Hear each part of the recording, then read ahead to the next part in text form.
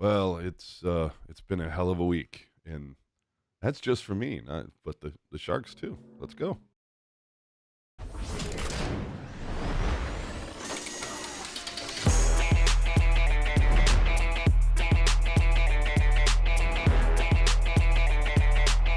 Can't stop addicted to the shindig.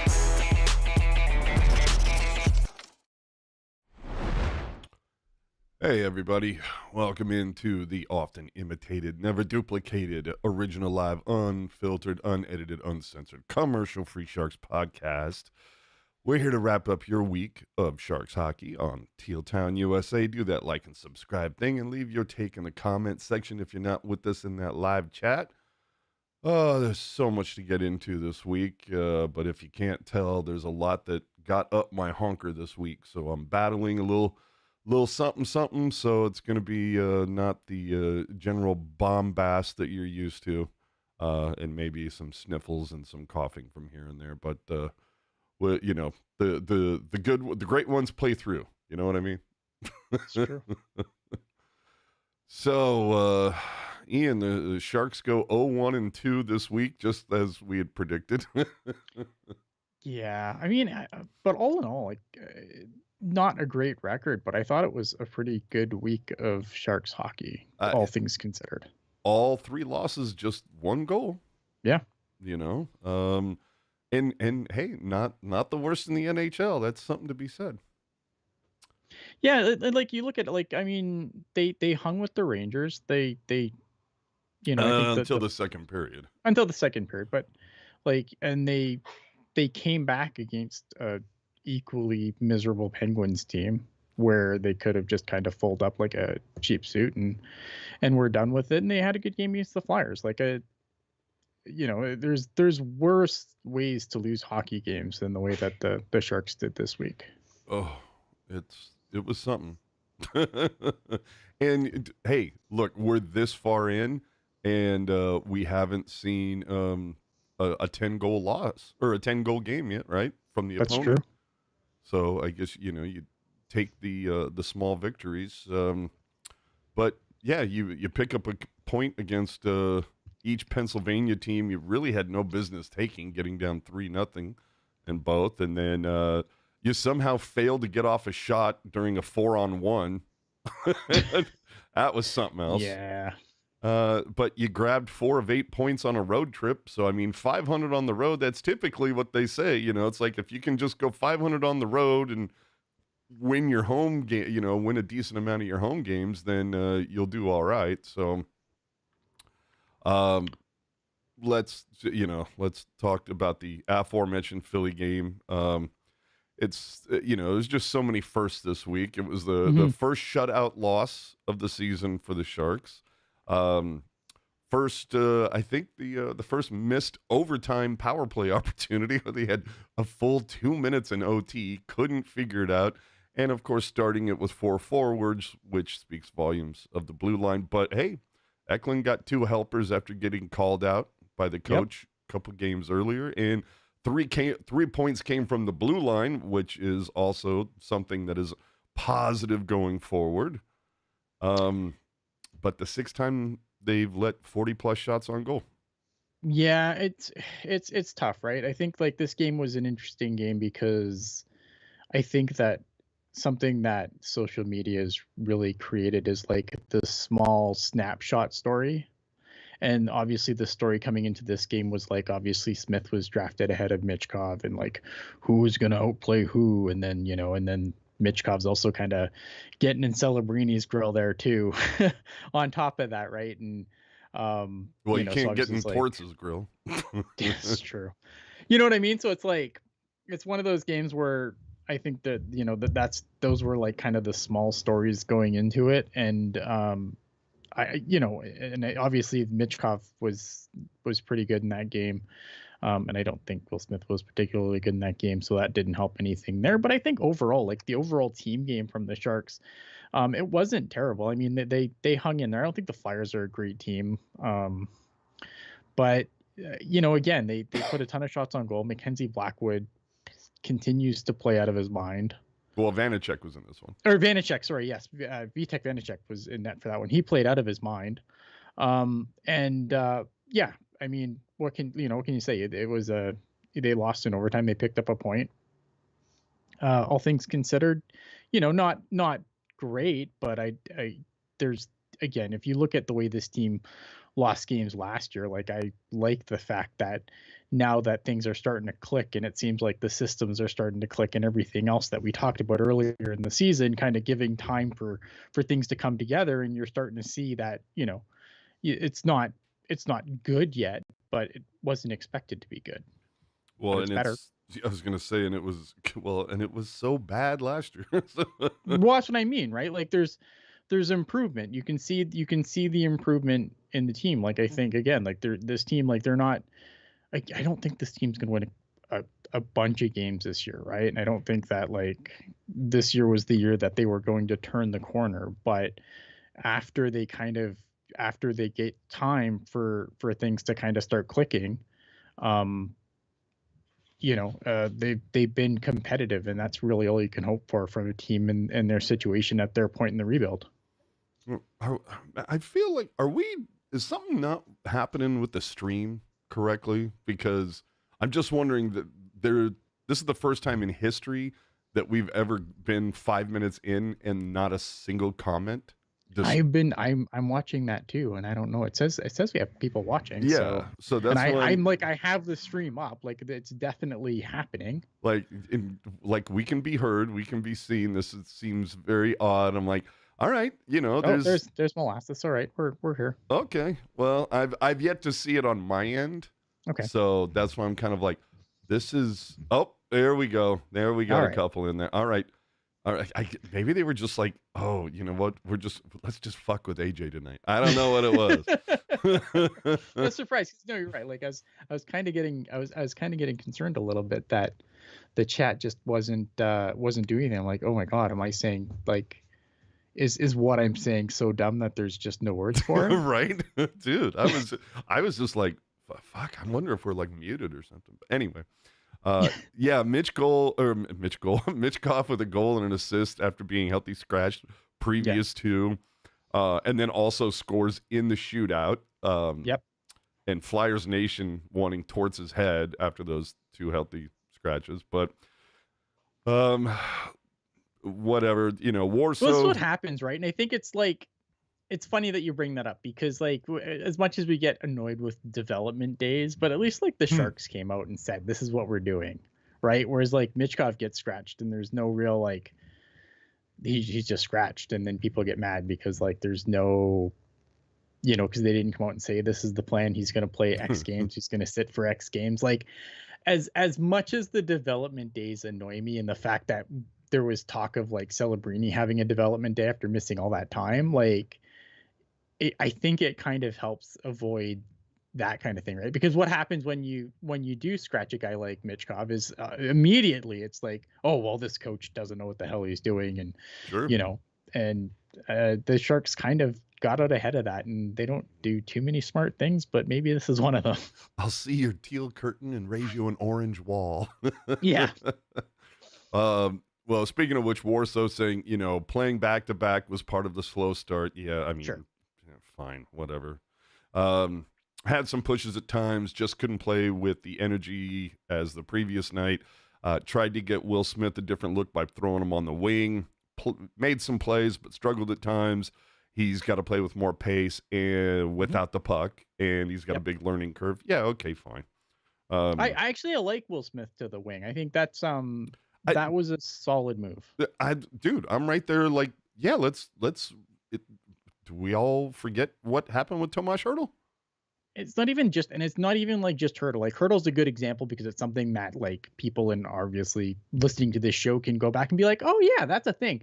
But, like, it's not even just Hertl. Like, there's a lot of guys that come in, that are supposed to be centers, and they kind of work their way into center. They don't always go to center. I mean, right now they're talking about moving Connor Bedard to the wing in Chicago right now. Yeah. So, again, like, it's something that happens more often than people think. Well, my favorite part of the game was during the game, Remenda saying, Yeah, that's not a hook, but in today's NHL, that's a hook. Yes. I was like, God damn it, I love Drew. It's just so fun to listen to. But I want to know who the hell the people are at NBCSN that are choosing the highlights at the end of this game. The three highlights they went with, the Giovanni Smith fight, then the Goodrow fight, then Gritty knocking out a guy dressed as like a Sharks fan or something to open the game. And I'm like, the Sharks scored 3 goals in this, right? Right. Yeah. What are we doing here? But What are we doing? again, first shootout loss of the season. And then they would follow it up with a shootout loss at the end of the week. But in between, Blackwood would get back in. I don't know why they kept calling this a Goodrow revenge game. It's like, okay, I mean, is he still that he's gone? Like, he's still that pissed off about how he, I'm sure he's pissed about how it transpired. Like, I think while he's like, I think Barclay Goodrow's a pro, and obviously, like, he's put it behind him to the point where he's going to show up to the rink and be a professional right now. But I'd still be pretty fucking salty about how that went down. I mean, I had a no trade clause, and you subverted it. Yeah, but it's like, go piss on the GM's desk. Like, like one guy isn't going to be like the huge difference for the Sharks in that regard. But again, the Sharks in this one had a 4-on-1, couldn't get a shot on goal. Sometimes I got to say, man, I feel like this team sometimes could use a little selfishness. Like I said, here, you shoot it. No, you shoot it. No, I want somebody once in a while to go, give me the fucking puck. I'll shoot it. Yeah, and that was a big problem in the game with the Rangers. Was like the big problem for the Sharks, in my opinion, was that any zone time they got didn't turn into anything. Mm-hmm. And that was something I brought up on the After Dark we did after that game. But it's true, like, if you, especially, I think it was the second period, was just brutal. Like, anytime they got into the zone, like, they just, it was pass, turnover, out. And I understand, like, I understand that that's a really good goalie, probably in my opinion, the best goalie in the world in the Rangers net. So you don't want to just like take shots from like 40 feet out that he's going to see the whole way. But I think at some point, though, like when you're not getting shots, and again, Shesterkin's used to facing a ton of shots, so I would still, you want to, again, I think you hit it on the head. You need to be a little more selfish in that situation, especially when you're not getting any offense at all and you're not getting any zone time to begin with. Like, you got to maximize your minutes somehow. This is the most bizarre comment I think I've ever seen. Michael, our buddy Molasses, I love how AJ's camera is slowly going to the right, inch by inch, stream by stream. So, okay, so I need to do this? Is that what it is? Okay, here. I'll go that way then. I never noticed that. Anyway, by my count, this is the 5th time the Sharks scored first and the 4th time they've lost, so that's not good. It's true. The lily pad gets his first with the Sharks, so at least there's something good there. But of course, the bad news, Sturm would go out after this game. No update following. I haven't really heard anything except for LBI since then. Mm-hmm.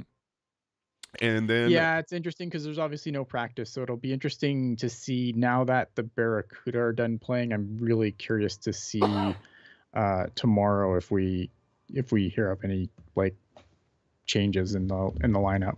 Oh, and there could definitely be a few. We'll get to that in a little bit. And then again, look, I'm gonna keep calling this shit out, NBCSN people, if you guys keep doing it. When throwing back to the studio following the game, Al's mic was off for like 20 seconds before somebody noticed. And it's like, seriously, did they how many people did you fire when you let Brody go? Like, are we just promoting interns at this point and hoping for the best? Like, come on. They're just like, how can we get out of this contract? Oh, dude, and there's only just like 3 years left. I mean, come on. Oh, man. All right. So finally, in Pittsburgh, Vanacek is back in, not for very long. No. Pittsburgh had actually lost 6-2 in Columbus the night before, so if anything, I was expecting Pittsburgh to come in kind of ass on fire and Sure. get out to a lead, and they got out to one pretty damn quick. The question for me, though, Warsaw going with the line of Celebrini between Will Smith and Goodrow? Yeah, I don't know what's going on here. Again, I think it's because my logic to this is that they think that because Goodrow's more, Goodrow's a hard worker. He's a hard skater, right? And he's gonna play both ends of the ice. And I feel like you don't always get that from Will Smith. And then Celebrini's an 18-year-old centerman who's trying his damnedest, but it's hard to, it's hard for a guy like Celebrini to keep that whole thing afloat defensively, even though I think that's a super underrated aspect of his game. But I don't know why you don't put Toffoli on this line. Like, what are we doing? Yeah, well, and something that I'll call out in a little bit, but it's just kind of like, did we all forget at the beginning of the season how jacked we were for the idea of the return of that 70s line? And have we even seen it once this season? Well, no, it's because the Lund line, right? And I get exactly. No, and that I appreciate. But again, it's kind of, I go back to the idea of pairs, and it's like, if you're going to have Celebrini out there, you damn well. Barclay Goodrow cannot be Celebrini's pair. Yeah, it's better damn well be Toffoli at this point. So, at least for now. Agreed. But, and then they get a power play with 0 shots on goal, which to me, I'm sorry, unacceptable. But credit to the Sharks. They clawed back for the second time in 3 games. Henry Thrun saw that goal go in, and he's like, I've seen enough, and took out Vanacek.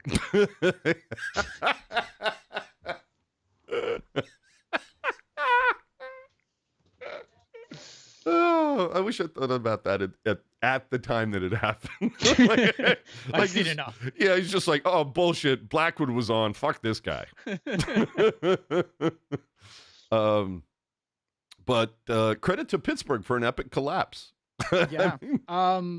Yeah, I think when you look at Pittsburgh and you see the way that their season has gone, this is a team that they got up and then they started playing to not lose instead of playing to win. Mm-hmm.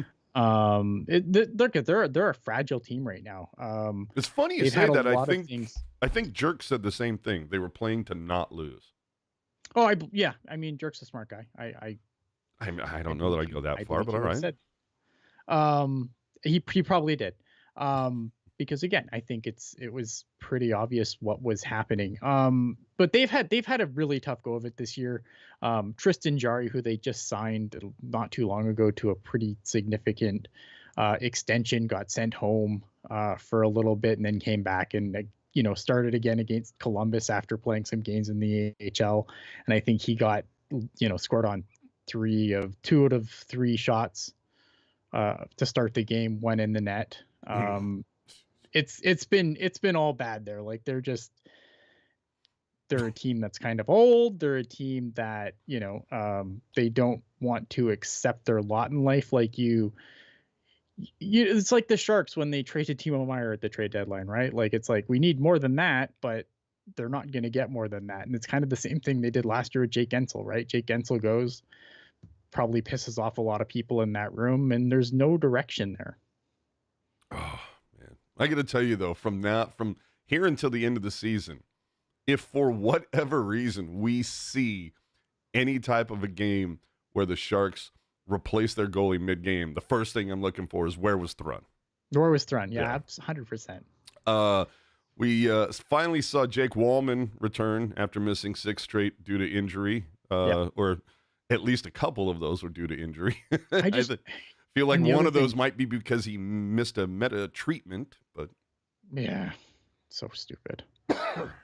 I mean, it just sucks that we get Walman back, but then they take Thompson out. Like, we just give me 3 pairs that have Lojegren, Thompson, and Walman. I just want all 3 of those guys in the lineup, and then figure out who you're getting out from the other 3 morons. Yeah, I'm very much just kind of like, okay, CC, Ferraro, Ruda, like, can these guys just Rochambeau to find out who is sitting on the bench this game? Yeah. And then Klim Kostin finally gets back in after missing 8 straight, but, it took a Sturm injury for that to happen. Don't think he looked completely out of place, but, Yeah, it'll be interesting to see what happens now that they're back home.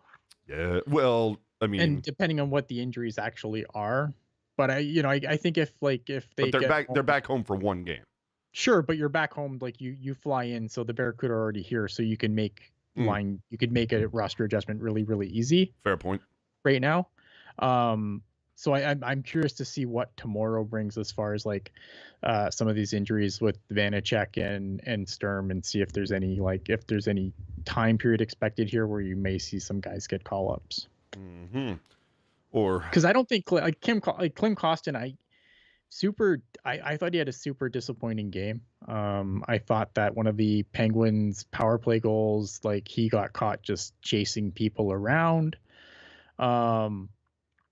Yeah, I don't know, man. Like I understand he hasn't played in a while and it sucks, and you probably want him to come in and do something, but I was pretty disappointed with his return to the ice. Well, for the shootout, the thing I didn't care for is Warsaw putting the kids into that moment. It's not the first time I've talked about this. I'm not a big fan of, it's like Granlund, then Celebrini, then Smith. And it's just kind of like, and then going to Eklund after that. And my question, I have multiple questions. It's like, Toffoli scored twice in this game. He doesn't get a look in the top 3. I would have put him in there before Wenberg for sure. I think here's the thing, and this is my thought on Celebrini and Smith being in the shootouts, right? Because I think at this point, I don't want to say it's the NHL. Every game matters, but they don't super matter for the Sharks, right? And I feel like what they're trying to do is they're trying to put them in this situation as much as they can so that they have the experience that hopefully it benefits them, so that when the games actually do matter and the points actually do matter to the Sharks, they're ready for that, to be in that situation. And I think that's what they're trying to do. I mean, on one hand, I can completely understand that.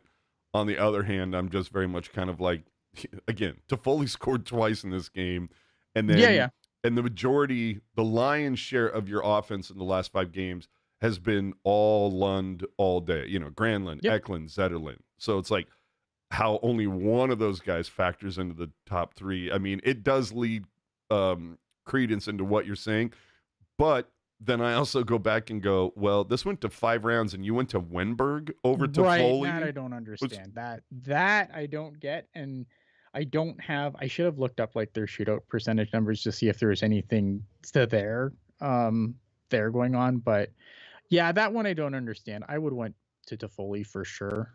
I don't mind having the kids in the shootout, because I think it's just getting them the rep so that when the games matter, like they can have the experience there. And I think Smith made a hell of a move. It just didn't go in the net. Yeah. Well, the Sharks have 14 losses, half of those losses coming by 1 goal. So, again, if they win half of those, the Sharks have a winning record. Yeah, they're the Calgary Flames. Yeah. And I don't... God, I'm going to apologize over and over about this cough. There's nothing I can do.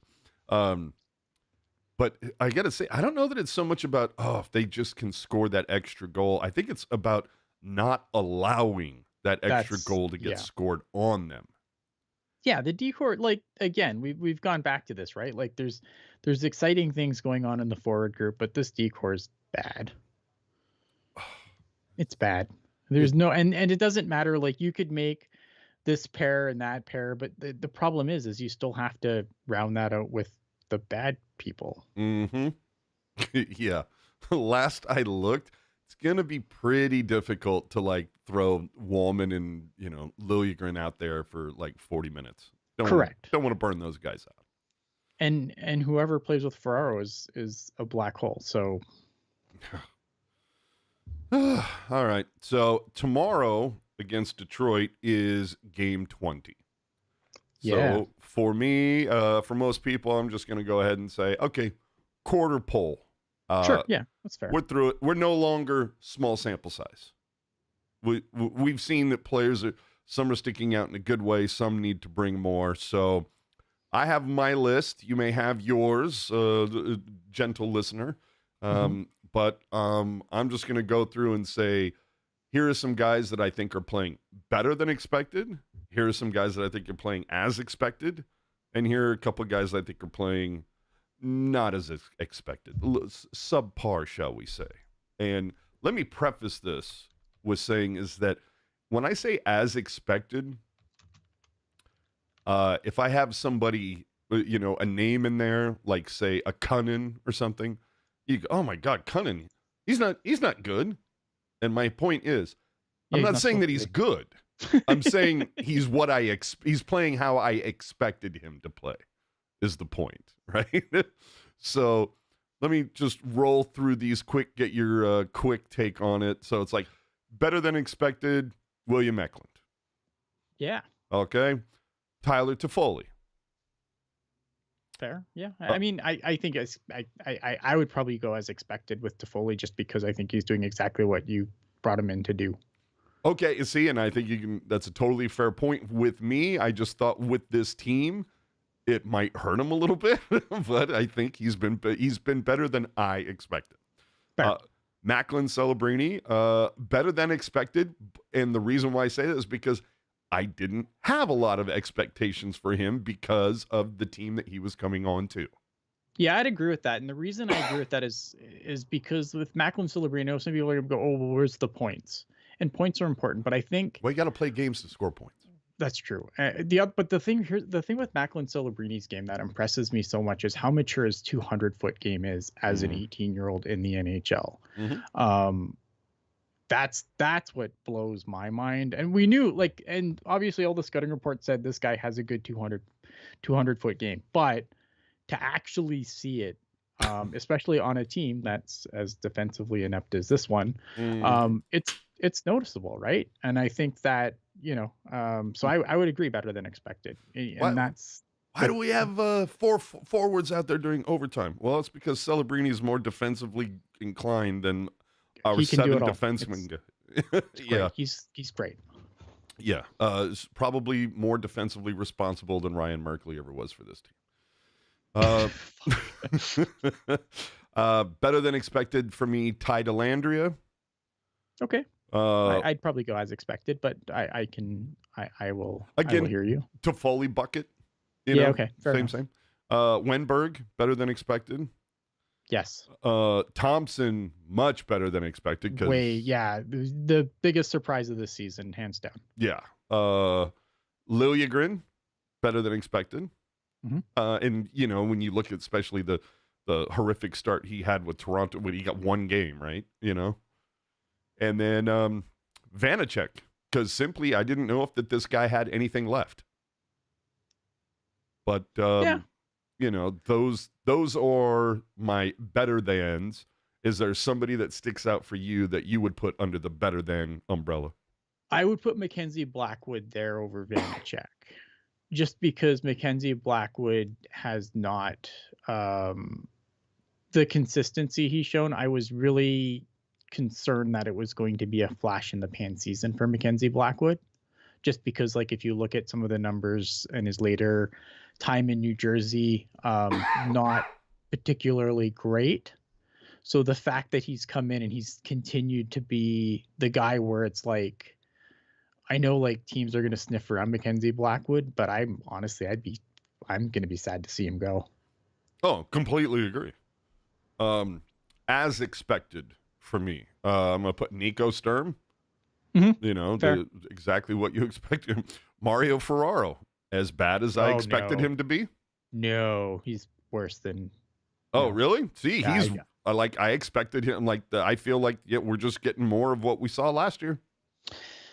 Not a lot. Yeah, but I guess the thing with Ferraro with me is that they've basically tried so many things, and everyone that plays with him is dragged down. If you look at some of the fancy stats for the last game where I think he was paired with Liljegren, they're both a black hole, and it's I honestly thought that bringing in a guy like Liljegren would kind of balance him out a little bit. Like I don't think Mario Ferraro is ever going to be a quote unquote good defenseman, but I thought that they him out a little bit, and it seems like everyone they pair with him suffers for it. They're the worst off for it.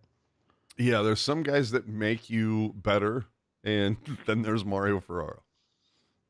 Yeah, he just makes everyone he plays with worse, and it sucks. But I'm always fucking picking on this guy now. He's my new Martin Jones apparently, but like what? And he's the nicest fucking guy on the team. Oh, I'm sure he is. Actually, I have met Mario Ferraro. He is the nicest fucking guy.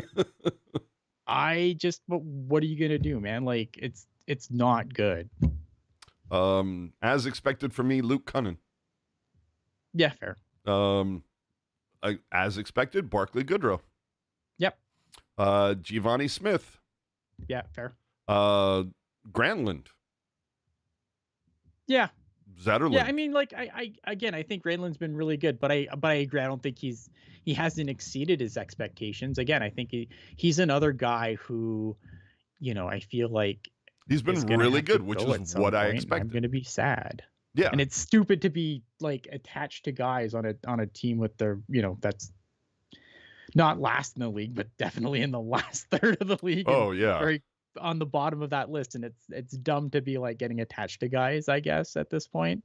But I'll be sad to see Granlund go. But at the same point, like, how do you not move him on if someone gives you a boatload for him? Well, again, he's been exactly what I expected, continued on from what he began last season. Zetterlund, same.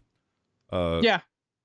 Grundstrom, as expected, like didn't... He's been fine. Yeah, he's there. He's fine. Yeah. And then Blackwood, he's playing how I might throw him up to better than expected. When I was putting this list together, it was at the beginning of the week. And he just, got better as it went on. But yeah, I expected Blackwood to have a decent season this year. I was just worried about that he was going to be a flash in the pan because the Sharks have had that. They've had goalies that come in and have set the world on fire, and then they kind of regressed in the second season. I think Capo Kakkonen did that. I think James Reimer did that. Two guys that we will be talking about later, by the way. Sounds good. They're both on waivers this week. You know what I mean? So I that's why I think I put it better than expected, just because I wasn't sure what we were going to get. Obviously we were hoping to get more of the same, but that hasn't been his MO. So to get more of the same so far, I mean, it's good times. Yeah. And then not meeting expectations for me, Jan Ruda is I was hoping he would get better. I was expecting that. And if anything, I defended that dude so much.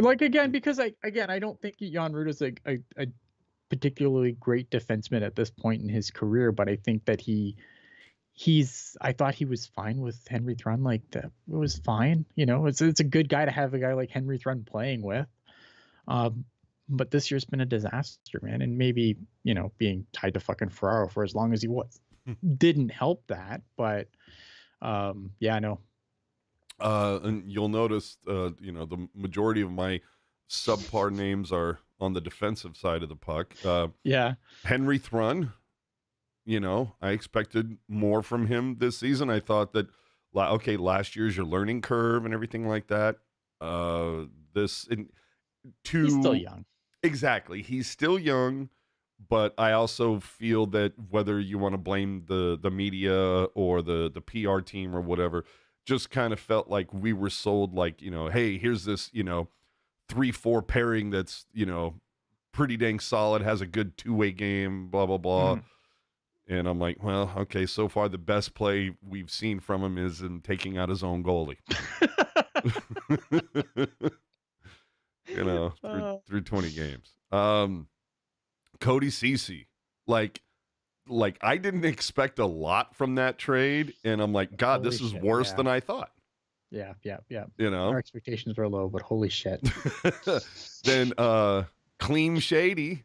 This is a guy that I thought big time disappointment. in the small spurts that we saw from him last season, I liked what I saw, the way he was deployed, what he was bringing. Didn't expect a lot, but what I expected, he was meeting or exceeding. This season, it's like, you can't crack this fucking lineup. Yeah, definitely. You know, when Giovanni Smith is getting in the lineup more than you are, you have a problem, my friend. Mm-hmm. And then finally, I hate to say it, Will Smith is on my not meeting expectations. Now, to be fair, I don't put all of that on Will Smith. I put a decent amount on that on the media and the press squad, perhaps overselling with Will Smith's skill set early on. 3 years from now, he could be better than Eklund for this team. We'll see. Yeah. Look, I'd probably put Will Smith in as expected, because I did think like there was concerns. Like I think offensively, like I think the offense is still going to come. Like I have no issues about the offense. It's the rest of his game that kind of worries me a little bit. I think he does. Like I think we repeatedly Warsaw's always saying like he's got to be better off the puck, and he's got to play with a little more jam when he's not with the puck, and I think that's true. But again, I think it's a lot to. And this is where I think the Lund line doesn't do this team any favors, because you basically have this one really good line, and then you're leaving kind of the rest of the guys to kind of sort it out, because you can't break up the Lund line. And and I get it, the Lund line is really good, but I think that it's also somewhat of a detriment to these guys' development, because you can't, like, Will Smith's been playing on the third line with like who, right? Well, because of injuries and everything, it's like 1 week it's he's there with Wenberg, then he's got Delandria, then he's got Goodrow, then he's got... right, like he's, you know what I mean? So it's not like it's not a great spot for him to succeed. But again, so they finally put Celebrini and Smith together, but then they put him with Goodrow. Like if you're gonna at least have two top, like if you're gonna have a top six, have two top six lines. Like put Toffoli there, like and maybe they get caved in and whatever. But if that's what you're gonna do, if the Lund line must be always, and right now I understand why, like this is how the Sharks are staying in games, but it's no, hard your thing with Smith, I'm getting, because it's like either shelter his minutes or give him some talented guys to play with. Pick one. Pick one. Yeah. Throw him to the Wolves. Get the Either way though, get the fence post out of your ass. Yeah. I'm totally with you on that. But the well, the other thing I want to say, it's like who's Celebrini living with right now? Yeah. Who's Will Smith living with right now? Not saying that those things are mutually exclusive, but anyway. And then of course there are no grades for Couture and Vlasic, and I'm have you even heard any word about Vlasic since the beginning of the season? Like, it is weird how... I'm glad you put this in the notes, because honestly, I'm just like, Vlasic ain't playing. This is fucking fantastic. Well, but it's not even that he's not playing. Like, that's fine. Got no problems with that. Sit on fucking IR all year. Got no worries with that. The thing that I think is so goddamn funny is like, we were getting day by day updates, like almost hour by hour on Walman, or like just about any other guy. But it's like Vlasic, I don't think I've heard a fucking word about this guy since game one, and nobody seems to be asking or giving a shit. It's just it's sad. It's so sad, but it's true. Right? Like there's already been a couple articles on one point, and then like that was it. Well, there's been a couple articles on like Couture. I've seen word none on Vlasic. And it's like, it is weird. This guy, it is weird, and I wonder if it's by design. It's weird, man. The teal curtain has eaten him. He's trying to climb out, man. He's the one behind the teal curtain. Pay no attention to the man behind the teal curtain. Yeah, no, the teal curtain has eaten Mark Edward Vlasic. It's interesting because, like, honestly, until you put in the notes, like, I didn't even really think about it because, like, Couture, obviously, like, we know the situation with Couture, and like, no one really expects to see him anytime soon. But I completely forgot about Mark Edward Vlasic. And that's the thing. Like like you ask me right now, what's wrong with Couture? Well, this is kind of weird pubis thing in the pelvic region, Yeah, and yeah, yeah. I know all about it. Vlasic, I don't have a fucking clue. I have no idea. Yeah, I don't even know what the injury was. It's true, and it's crazy. And again, it's like, and you look at the team, right? Because it's like, but at the same time, it's like, do you really want Vlasic to come back? Because then, like, who's getting the bump? Well, who gets the bump? But I guess Henry Thrun, because he can clear waivers. Yeah, of course. But and you know what? To be fair, that might be the best thing for Thrun. It's still really weird though that like there just seems to be radio silence about Mark Edward. It is weird. And I need to bring that up and be like, okay, can somebody tell me like who's at practice and be like, is Vlasic actually there? You know. But anyway, Paul Medina is like Roboto Island. I don't think so, but hold on. We did get a what is a super chat sticker? I don't know what that is. It's we have like a dude with a okay, hold on. So it's a $4 donation. It says Which character, huh? Which we appreciate. Oh yeah, absolutely appreciate. Thank you so much. But character exaggerating, stretching his arm forward to offer a cup of coffee. I appreciate that. Yeah, can I like switch it to a cup of tea right now just because of my voice? Yeah. Oh man. Divorced Dad Island. Divorced Dad Island. Yikes. Oh, dagger. Jesus. All right. So moving on. There's so much to get into, but not a lot of time. Well, we got all the time in the. I have it. Ian doesn't. As of despite the okay, so this is something a friend of mine brought up earlier because they were talking. We were looking at the tickets over those last couple of home games when you looked at just cavalcades of empty seats near the glass. And so despite the arrival of Celebrini this season and Jonathan Becker telling Curtis Pashelka that, ticket sales are up over the summer, attendance has been almost a carbon copy of last year. Bottom of the league, 77% of capacity. Missing the postseason for 5 straight years is going to have an impact after 100%. 15 years of being somebody that was always talked about when it came to the postseason. And so a buddy of mine kind of pointed, because I'm sitting there going, like, I don't get it, man. In an area in this market, so much goddamn wealth. How? And sorry, Tiger killing me still. I'm not repeating what Tiger said, but it's hilarious. Yeah. But they said, it's not about selling all the tickets. It's just about selling the right ones. If they sell all those tickets that, have access to the lounge and that are on the glass, they don't give a shit if anybody uses them as long as they're sold, right? They don't care about the visual. And, they created this whole penthouse lounge thing. It's all about status and blah, blah, blah. So as long as they can sell the right tickets, that's all that matters right now. So I said, all right, well, we'll see what's going to happen. I'm expecting, God damn, I need a lozenge. I'm expecting a full barn for the Jumbo game next Saturday. Oh, yeah, easy. Maybe on the 13th of March, Bedard versus Celebrini finally that we get, or we're hopefully the injury bug doesn't bite either of them beforehand. But again, I still go back to something that we've talked about before. The Sharks and NBCS have to work to sell these matchups, man. 100%.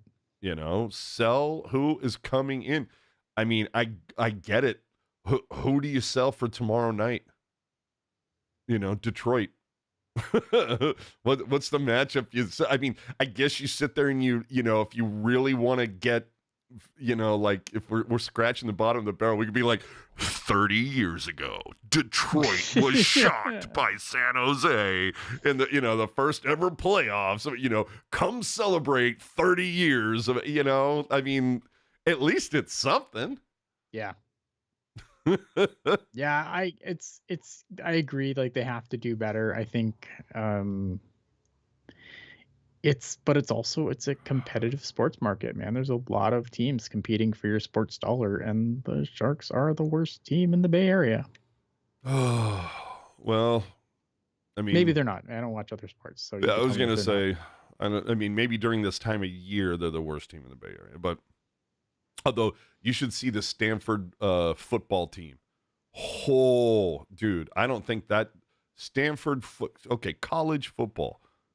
Last I looked, I'm pretty sure that's Division One. California Cruising's right. You have to sell the Detroit fans. He's not wrong. Yeah, but dude, Stanford, I don't think that they would fill up a section of Tech CU. Yeah, it's really bad. Speaking of which, Ruben asking, why aren't there asses in every seat, every CUDA game, especially with that squad? They should be giving CUDA ticket vouchers at Sharks games when you enter. I agree. Yeah, yeah.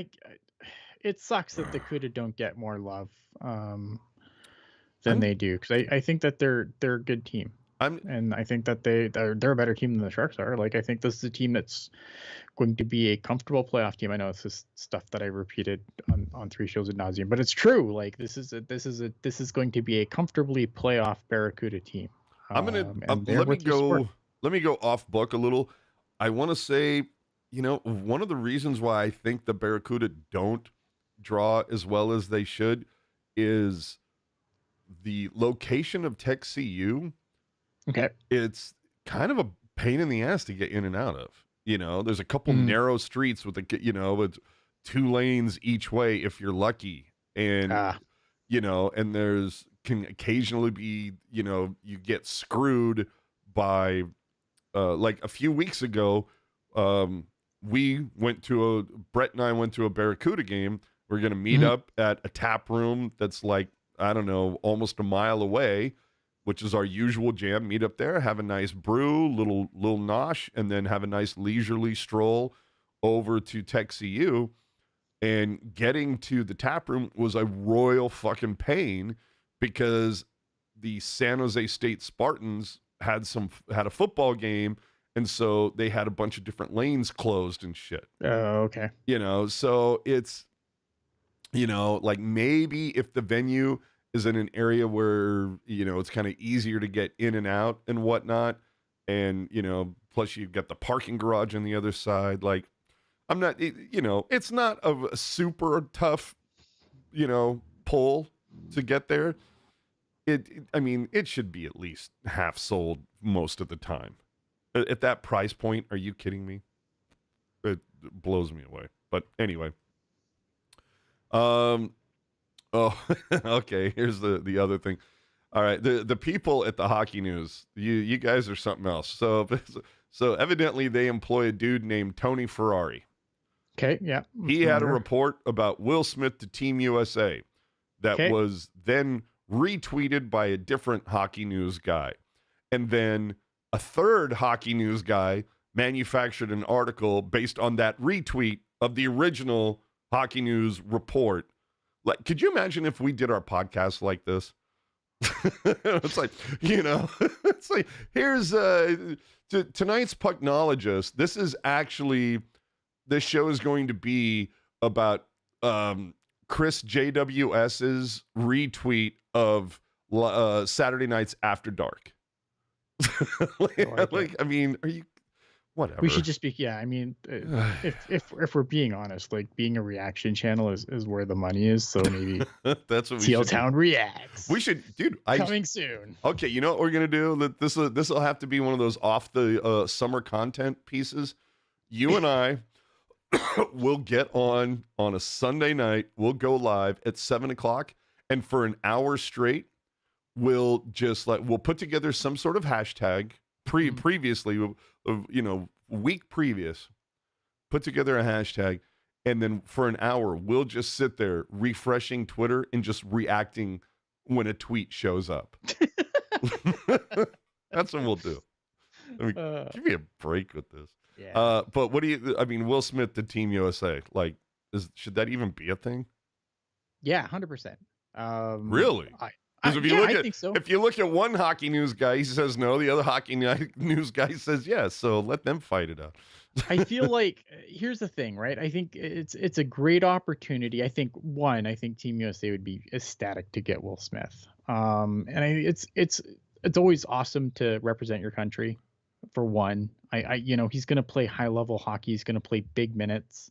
And he gets away from this tire fire. I mean, not that they've been a tire fire of late. They're not a good team, but they're not a tire fire. But at the same time, you put them in a condition like the Team USA is going to be really good this World Junior tournament. Like they are probably going to be favorite for gold again. Nice. And that hurts me to say as a Canadian, but it's true.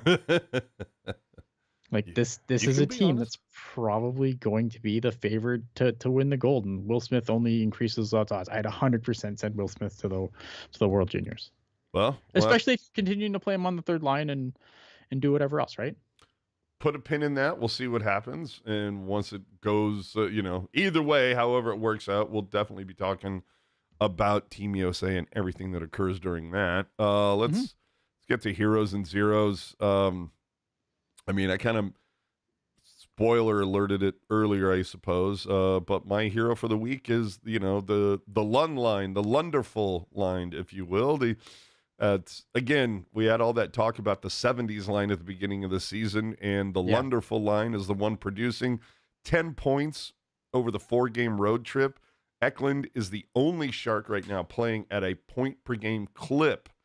And during that roadie, and all since being called out following the Minnesota game. So slippery Pete, Big Willie style, you my hero. Ian? Yeah, I'm gonna go with the goaltending, more specifically Mackenzie Blackwood. Although I don't want to I don't want to overshadow Vanacek's game. I thought Vanacek had a really good game, but then he had a bad game, and Henry Thrun took him out for it. So that's what I want to get aggregated. I want it to be aggregated that Teal Town said that Henry Thrun took out Vitek Vanacek. Someone aggregate that for me to all the big sites. I want somebody to replay the show me the replay of that clip when he runs into Vanacek, and I just want it replayed with an overlay of like a scope, a sniper scope. But yeah, look at again, Mackenzie Blackwood has been so good this year. Obviously, there's no surprise a team like Colorado was sniffing around him. And I think if they give you something amazing, then you have to consider it.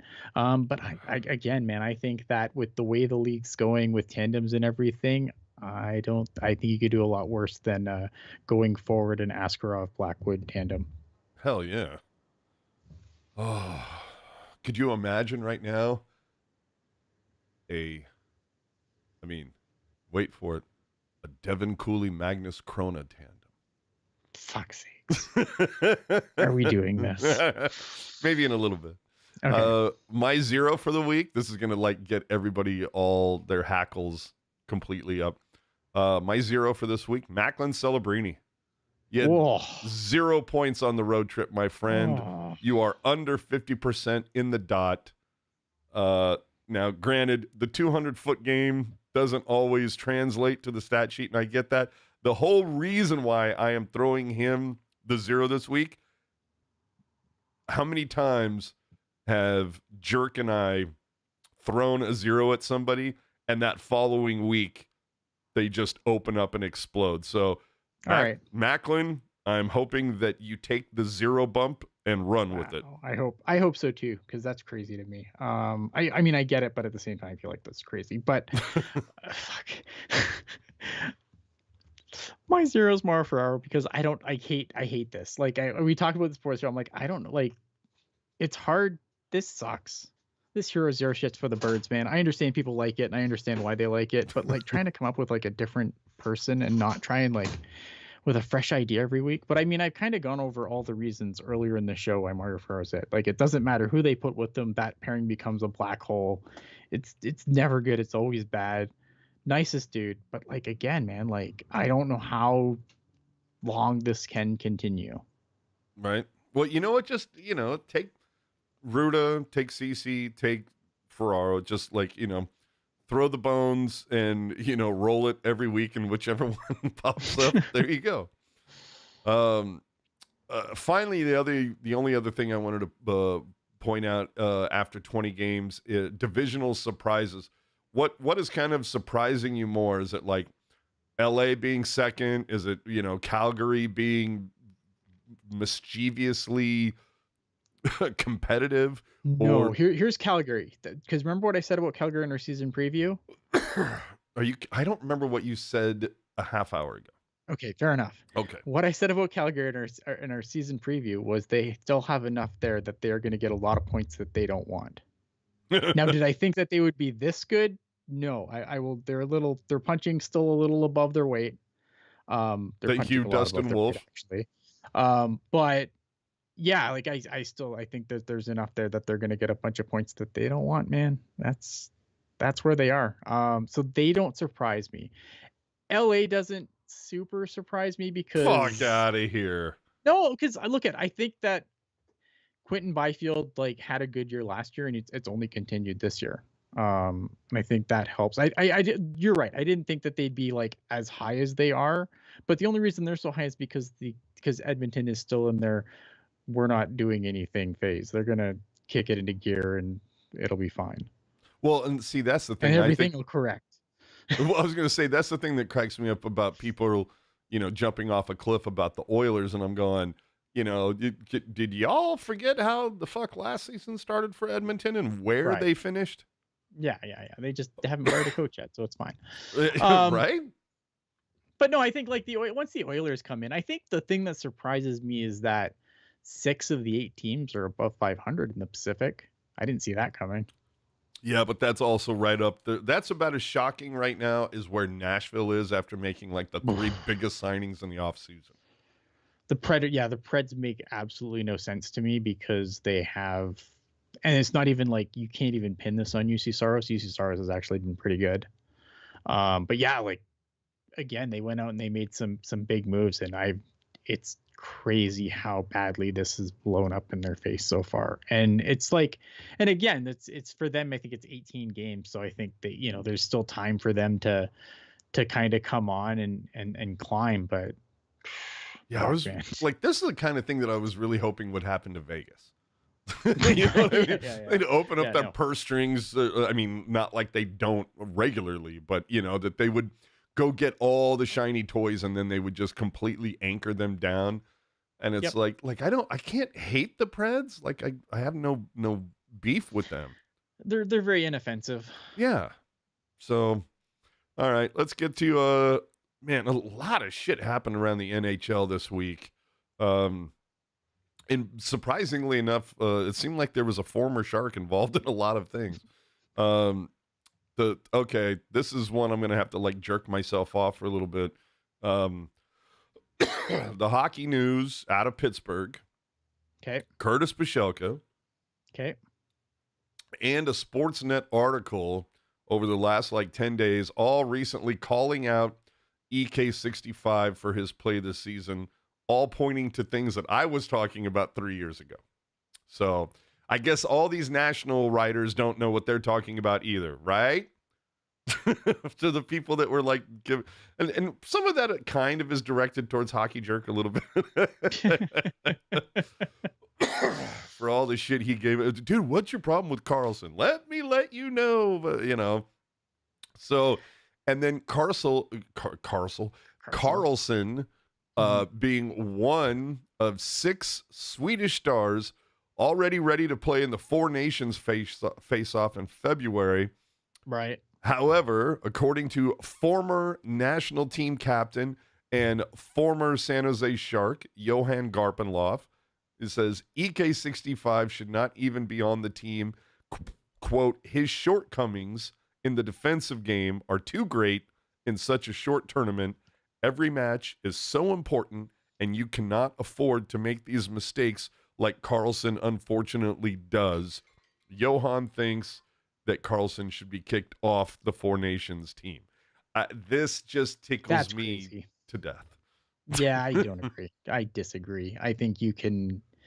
Sweden's gonna have a lot of really this Swedish team is going to be really good. They have people that they can put Carlson with that can protect his defensive shortcomings and let him do what he does best. And that's They'll be fine. fine. I just wish I knew what he did best. He puts up points, scores goals, He assists, quarterbacks power plays. He hasn't done. He won a Norris. Yeah, he's won 3. He's won 3. He won 1 on the worst team in the league. I know, but you know me. I know. But let's look at what the Sharks got for getting rid of that dude. I mean, Granlund, that's so far A+. Ruda, okay, that kind of stuff. But then again, the Sharks lost a couple bad pieces, but also got what ended up being Sam Dickinson and Celebrini because his loss helped the team bottom out so fucking hard. And $10 million in cap space, always going to take that. Yeah. So look, I mean, like the Erik Karlsson discourse always, like, I understand it, but it always kind of bothers me because I just feel like the goalposts always move with him. And I don't think, like, I think if you watch that Pittsburgh team yesterday, it was yesterday. I don't even remember. Yes, it was. It was yesterday. Like, that team has bigger problems than Erik Karlsson's defensive deficiencies. Like, I don't think I don't look at that team and go, oh, well, Erik Karlsson went there and that's the whole story, right? Like, it's crazy. No, but it's, to me, if you look at it, and I'm not saying that this has anything to do with it, I'm just pointing out that I'm taking just a little bit of solace in just a fun coincidence, is the fact that you have a team, there was a team who had a good amount of talent on it, decided to take one big kick at the can, and they went and got Erik Karlsson. Yeah, that talent was over 35, though. Yeah, well, and then a few years later, another team decided to take a bunch of aged out talent. Oh, okay. The second team was over 35. Yeah. I mean, so were the stupid. No, I get what you're saying. Yeah, it's like the Sharks decided to try to keep the door open for maybe longer than it should have been. Kick of the can, let's fetch me Erik Karlsson.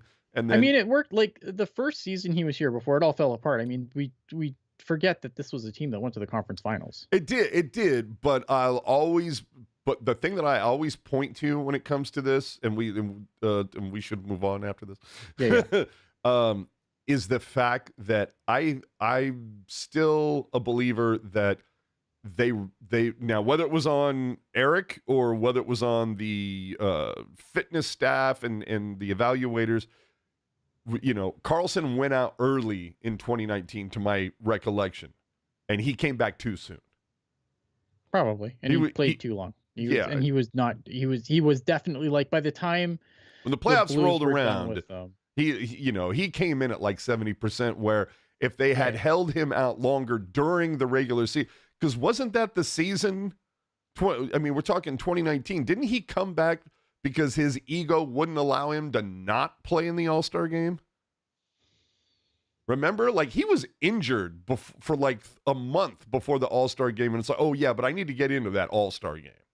I think he tried to I don't know, like, I don't know Erik Karlsson, so I'm not going to get into the ego of it or not. Like, I don't know him. But I think that's the year that the All-Star game was in San Jose, yes? Yeah, and, they already had Pavelski and Burns in it. Yeah, it was like, but I think you wanted to do a solid by the team that brought him in, and I disagree with it. Like, I'm not saying, like, I agree with it, but I'm not going to speculate on the why. I think there are some guys. I think Karlsson is one of them, and to a certain extent, you respect the competitive fire, but I think there are some guys that they come back too soon. Sure. And it ends up being to the detriment of the team. And I'll still, like, I'll maintain to this day, like, when you look at the end of that, the way that the Sharks lost to the Blues, like, Karlsson was on one leg at that point, and they just kept going to his side because they knew that he wasn't going to be able to keep up with them. Yeah, and again, which goes, that I think you can. There's definitely some coaches, some decisions that were made where you're going, why was he even on, available to be rostered? Like, I don't understand why you put him on, a 65% Karlsson is better than 100% this guy. And I don't know that he is, But anyway, I don't remember what else is on that blue line.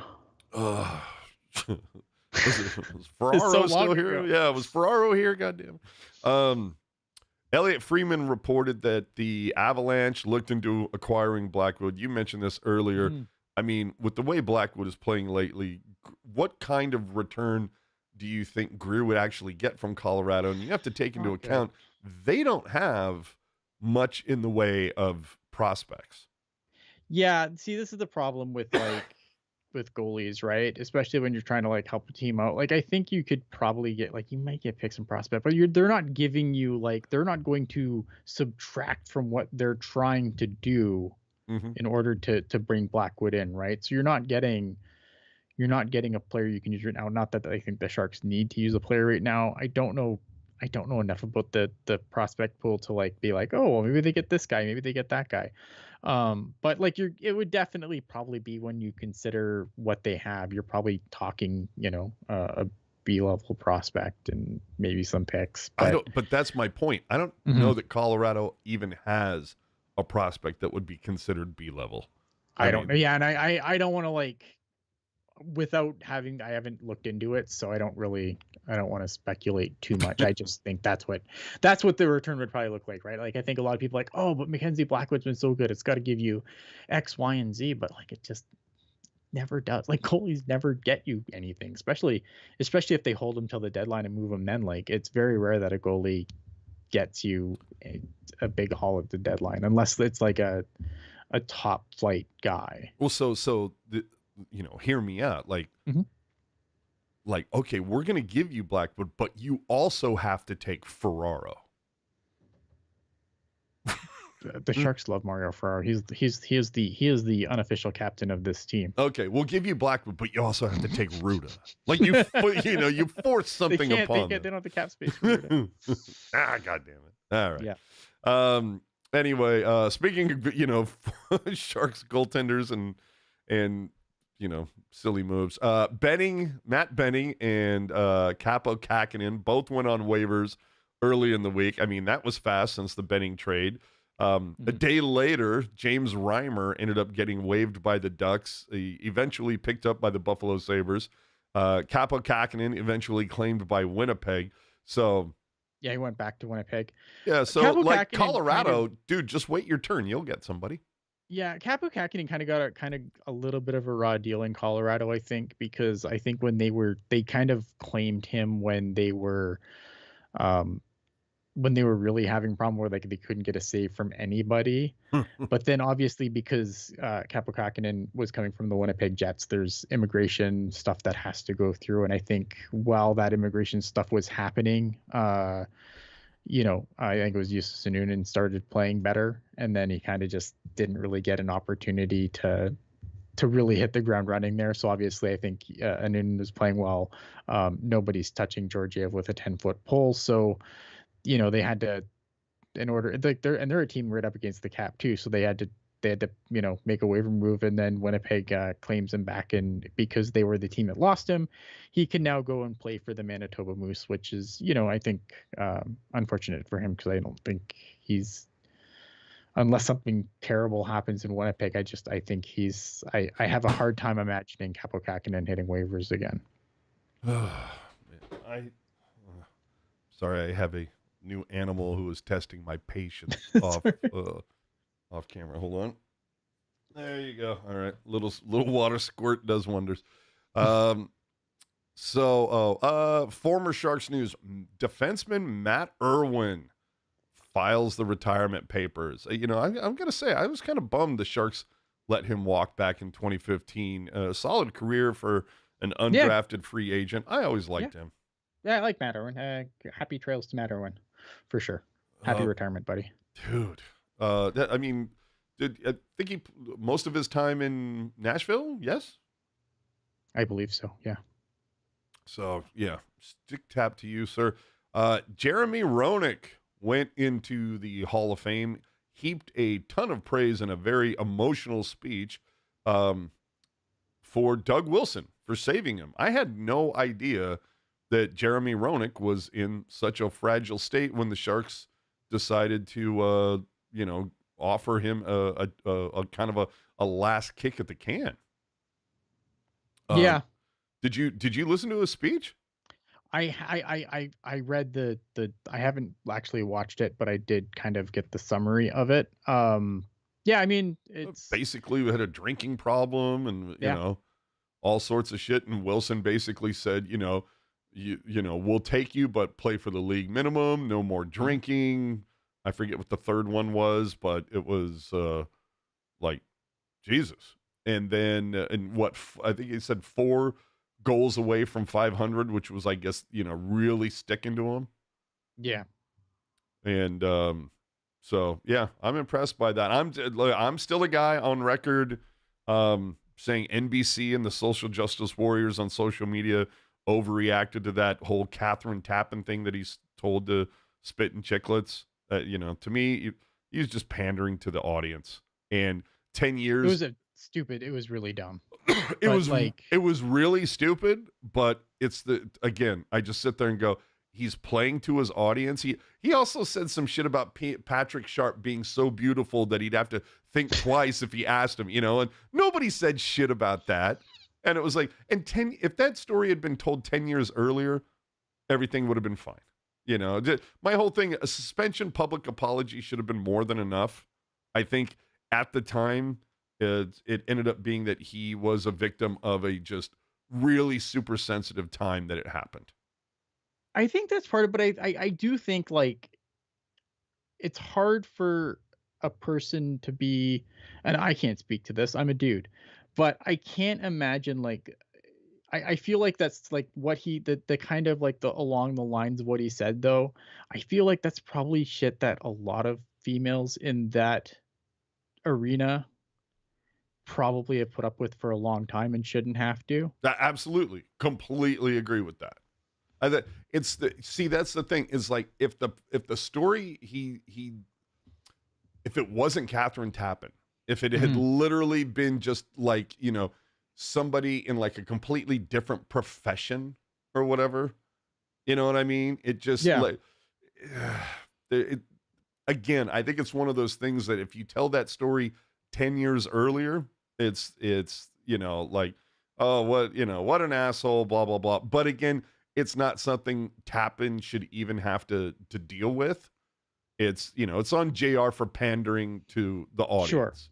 But Yeah. again, I still think that like being, basically black labeled, blackballed, whatever from sports media, I think was a step too far.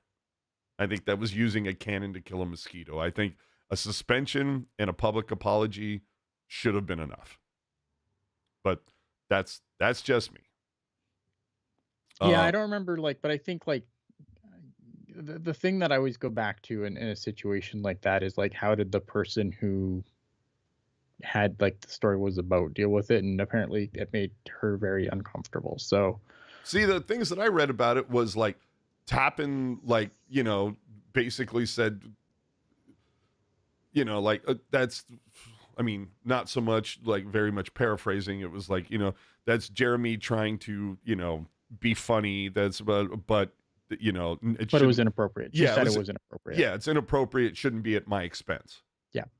So it was like she understood what he was trying to do. He shouldn't have done it. Which Yep. again, I think Yeah. you suspend him for it. He has a public apology to her, and that's enough. But anyway, uh, Jonah Gadjevic, dude, have a week, bro. He dropped Brendan Dillon after a pretty solid bout. And then a couple days later, the former Shark drilled Curtis McDermott right on the button after just getting it handed to him. I mean, you talk about a Hail Mary landing. So, Gadge, have a week, bro. And speaking of fights, dude, do you have the Netflix? Did you watch the Mike Tyson Jake Paul disaster? Fuck no. Oh, dude. Absolutely not. Oh my God. It was, dude. I loves me a train wreck.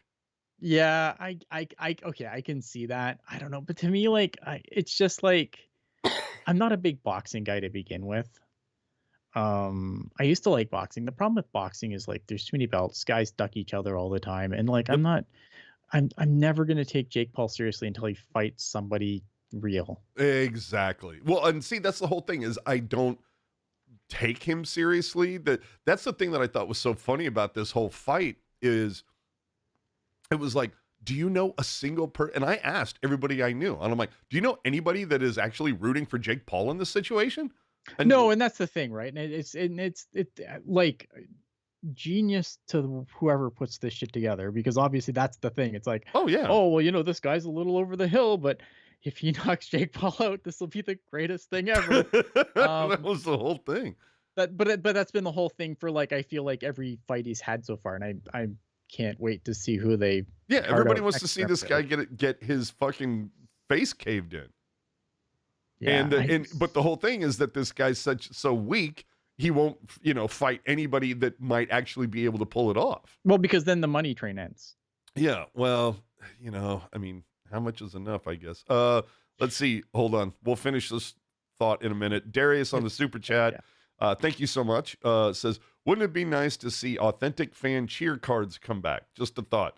Hell yeah. By the way, AJ, I'm still rocking those you sent to me a while back, if you remember. Yeah. No, the authentic fan cards, you gotta, I'm sure it'll come back around. Recycled ideas happen all the time. They'll come up with something else because wasn't that like Black Thursday, authentic fan Thursday?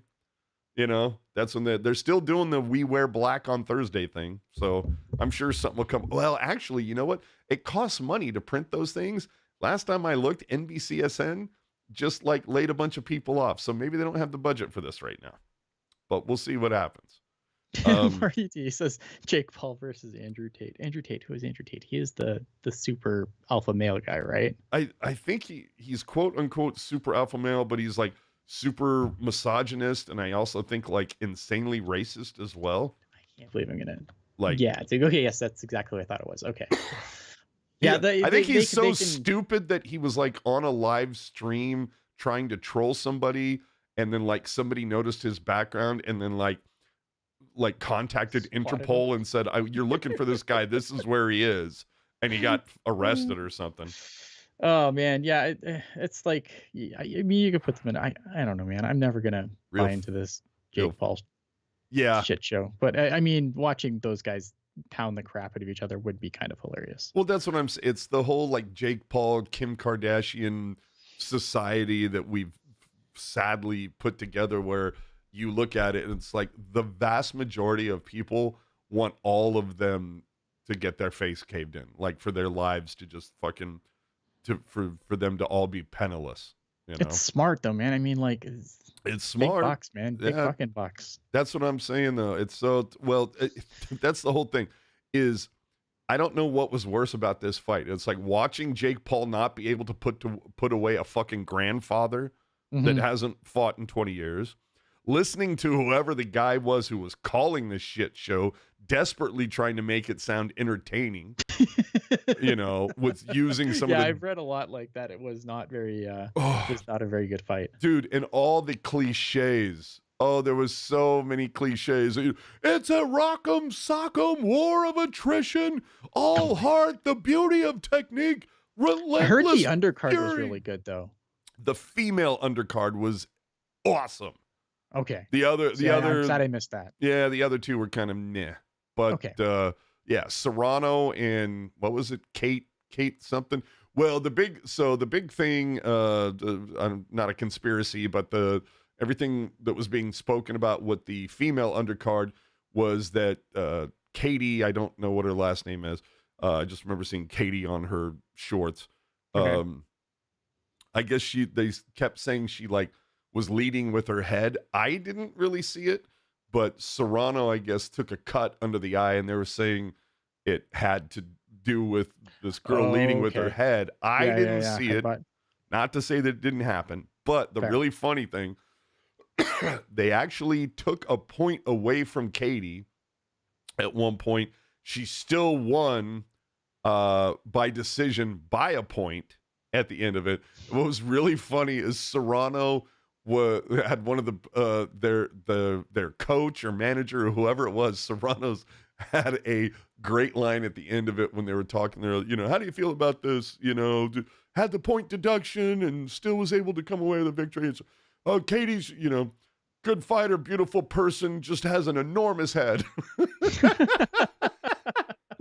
And I was like, all right, that's a way to say it. Yeah, no, I refuse to.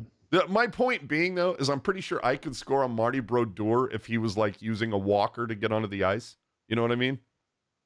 So it's Fair. like, let's not give Jake Paul all the cookies in the world. Dude, Ryan Reeves got 5 games for a hit to the head of Darnell Nurse. Was that enough? Yes, and I'm going to preface this with a why. The Okay. problem with the NHL's disciplinary system is that obviously anything 6 and over can be sent to an arbitrator, and the arbitrator keeps siding with the players. So the only way that this was going to be enforced and kind of like have any teeth was if they made it 5, because now all you can do is he can send it to Bettman, and Bettman can look at it and then tell him to fuck off, which is what Bettman generally does in those situations. But every time that a player has appealed, the arbitration has generally sided with the player, which is not great. So it's right up there with like, with this guy has been 5,000, fine the maximum $5,000, which is, like a team dinner. Yeah, again, you get what you bargain for. Yep. Yeah, look, I think it was a bad hit. Obviously it was a bad hit. I don't think Reeves was trying to hit the head, but it doesn't matter. Like, and I think intent needs to come out of these things. Yep. We need to stop hitting each other in the head at a million miles an hour. Like, it's not good for anybody. And that can't be allowed. And I'm glad he got the 5 games. As am I. 100% deserved. Yeah. No, it's so, and the point being, Fuck guy. the point for me is 5 games enough? No, it isn't. But to your point, it's the best they can do. Yeah. Yeah, it's because if they give him any more than that, he appeals it and it goes to an arbitrator who might side with the player, because it's generally what's happened. Yeah. So finally, 32 Thoughts this week had a really good comment I need to catch up about about the selection committee for the Hall of Fame next season with the 4 male inductee limit. I was unaware that there was a limit. Yes. And I don't think it's 4 males, 2 females, and 1 or 2 builders. I can't remember. See, and I'm not I mean, I guess I kind of understand the limit because, if everyone's special, then no one's special kind of a thing. Yeah, you got to save it. I mean, otherwise, like, you just induct everybody in 1 year and then, like, because we're not inducting anybody this year. That's pretty anticlimactic. Yeah, and it's a hall of pretty good kind of a thing, which it would become one very quickly. Yeah. Not to say that to a certain level it kind of already isn't. So 4 male inductee limit. Here are your options for next season: Zdeno Chara, Ryan Getzlaf, Okay. Duncan Keith, Carey Price, Joe Thornton, who are all newly eligible, while still having Curtis Joseph, Alexander Mogilny, and Keith Kachuk in the wings. I'm going to go with Chara, Getzlaf, Keith, and Thornton. I'm going to tell you why. Okay. Chara, multiple. Chara's Zdeno Chara. You don't even need to. Yeah, I mean, yeah, I kind of feel like that's all you need to say. Zdeno Chara. Getzlaf. I mean, first guy to, captain the Ducks, to a West Coast team, to a cup. How many fucking games did this guy play? And to spend all of it, as long as I've, all of his time with one team, yes? I can't remember Getzlaf playing anywhere else. No. Yeah. Right. And so, I kind of sit there and I go, I kind of give it to him for that. Plus, I mean, cups. Well, yeah, and a cup of, Duncan Keith, defensive stalwart for Chicago, cups, Let me get that in there. The Plural, yeah. cups, was part of a dynasty on that back end. I mean, made it so, of all people, Antti Niemi got a fucking cup. Are you kidding me? Yeah. So, and then I'm gonna, look, and so that leaves one slot open because for me. Oh, Thornton's an automatic in. Like, I think he goes in ahead of a couple of those guys. Well, and that's what I'm saying. So it's like Thornton, no cup, but literally, like, to me, Carey Price, fantastic, of course, with Montreal. Never got him there. Wasn't able to win the big shiny thing. I mean, Joe Thornton, the only player to ever win like a Hart Ross while playing on two different teams in one season, changed a fucking franchise for multiple decades. Yeah, and not only that, I mean, he is one of the best playmakers of his generation. Mm-hmm. I don't remember exactly where he is in points, but it's really, really fucking high. And easily, I think he's in top 15 for points all time in the league. Art Ross, Hart Trophy, multiple gold medals. Like, he's got the personal accolades, the points, and again, and he was one of the best playmakers of his generation. Like, who's better than him? Sidney Crosby? Okay. Yeah, I'll wait for who else is better than him at being a setup guy. Well, I was going to say, and the other thing is, and Crosby, auto first ballot Hall. Same. Mm. Whereas, Curtis Joseph, not, no cups. Goalies have it super hard. Exactly. Kachuk, no cups, multiple teams. Not to say that he wasn't good. Mulgilney, okay, he's got the single cup with the Devils. I can't believe Alex Mulgilney's not in the Hall of Fame. It's criminal, but not this year. Yeah, that's the whole thing. It's like, who does he sneak in front of with those four people? At least, that's the one thing that I do like about the Hockey Hall of Fame is my understanding is Baseball Hall of Fame, you get so many kicks at the can, and if you're not in, that's it. Yeah, from what I understand, I think Barry Bonds wasted his last kick this past season. So I do like that they can go back and kind of make corrections at some point. Alex McGillney has to get in at some point. Fuck, how long did it take Doug Wilson to get there? Yeah, Carey Price is an interesting one because obviously, really good in a really short period of time, but you could make the argument that was also Eric Lindros, who got in the Hall of Fame. So I could see the argument for Carey Price to be in the Hall of Fame. I think he has to go in on a weaker class. There's no way he breaks through in this one. Yeah. And I love Carey Price, but let's be real here. So it sounds like we're of like mind as Chara, Getzlaf, Keith, and Thornton. Yeah, that's probably sounds right. Because Char has to go in. Char has to go in. Yeah, I mean that's and Duncan Keith. Duncan Keith has a ton of hardware of his own. Yeah, it's really hard to say why. I'd have a harder time making an argument why those four guys shouldn't be in than why they should be. Right, and the other thing being is that Chara, isn't the guy still running fucking marathons today? That guy's an absolute beast. Yeah, I mean he's inhuman. So anyway, we got a little more for you. Let's talk about a different team here. Ooh, Barracuda.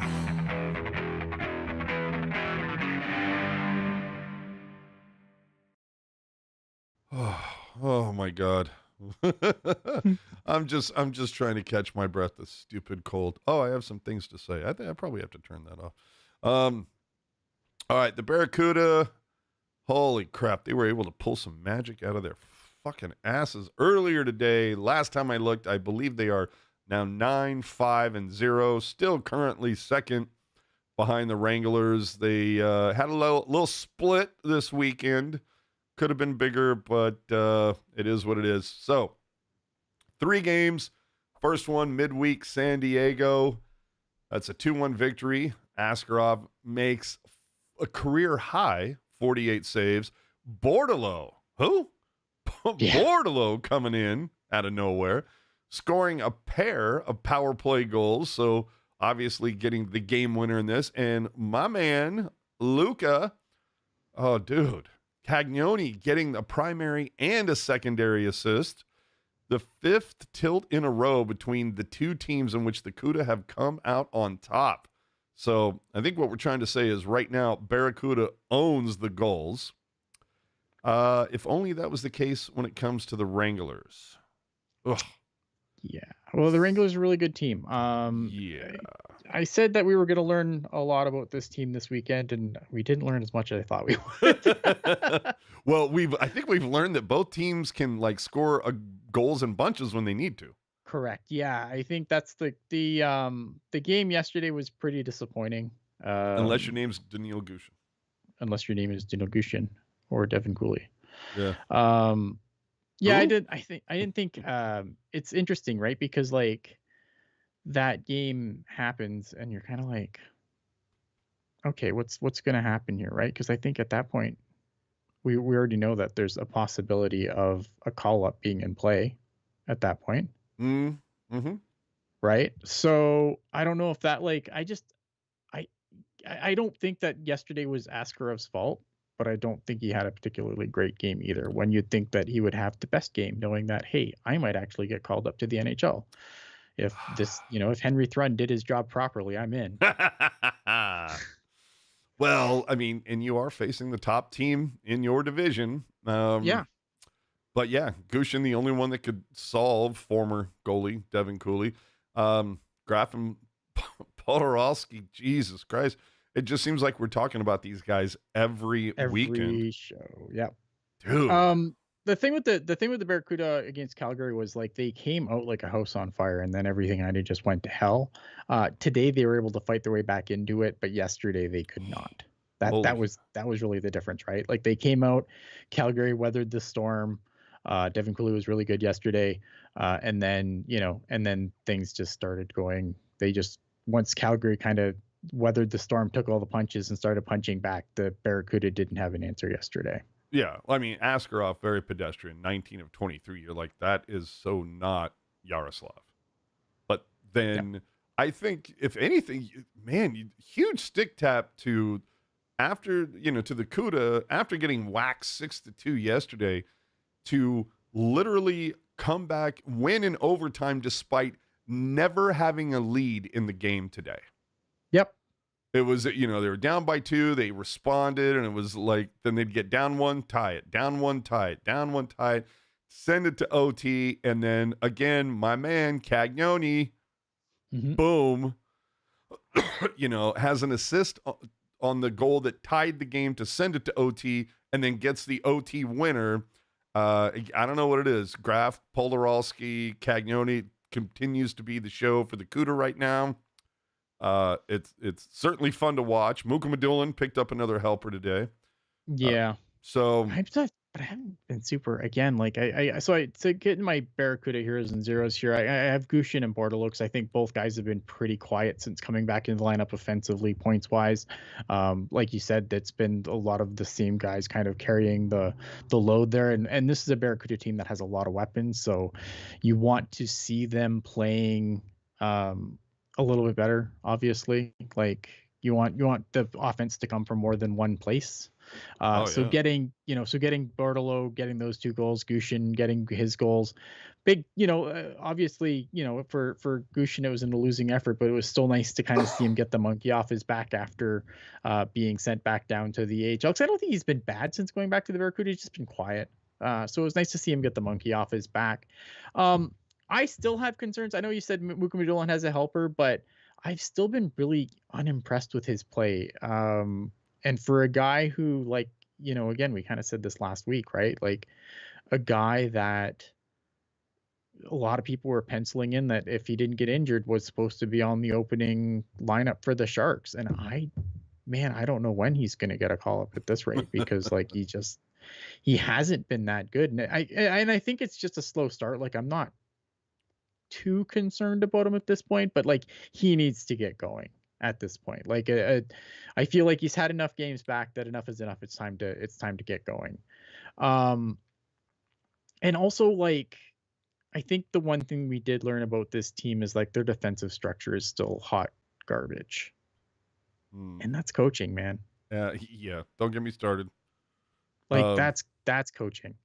I think that, and again, like I don't want to like I keep telling people like they should pay attention to this team, and this team is good and you should support it.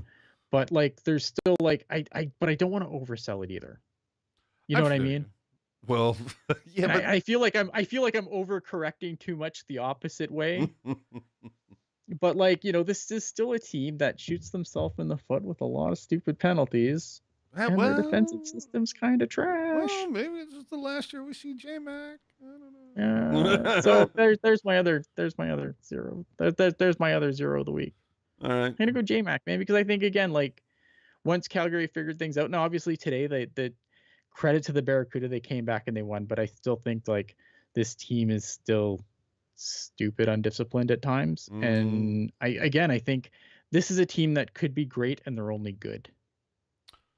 I feel you. Bandit and Lacey both calling me out for pronouncing the G. It's Cagnoni, not Cagno.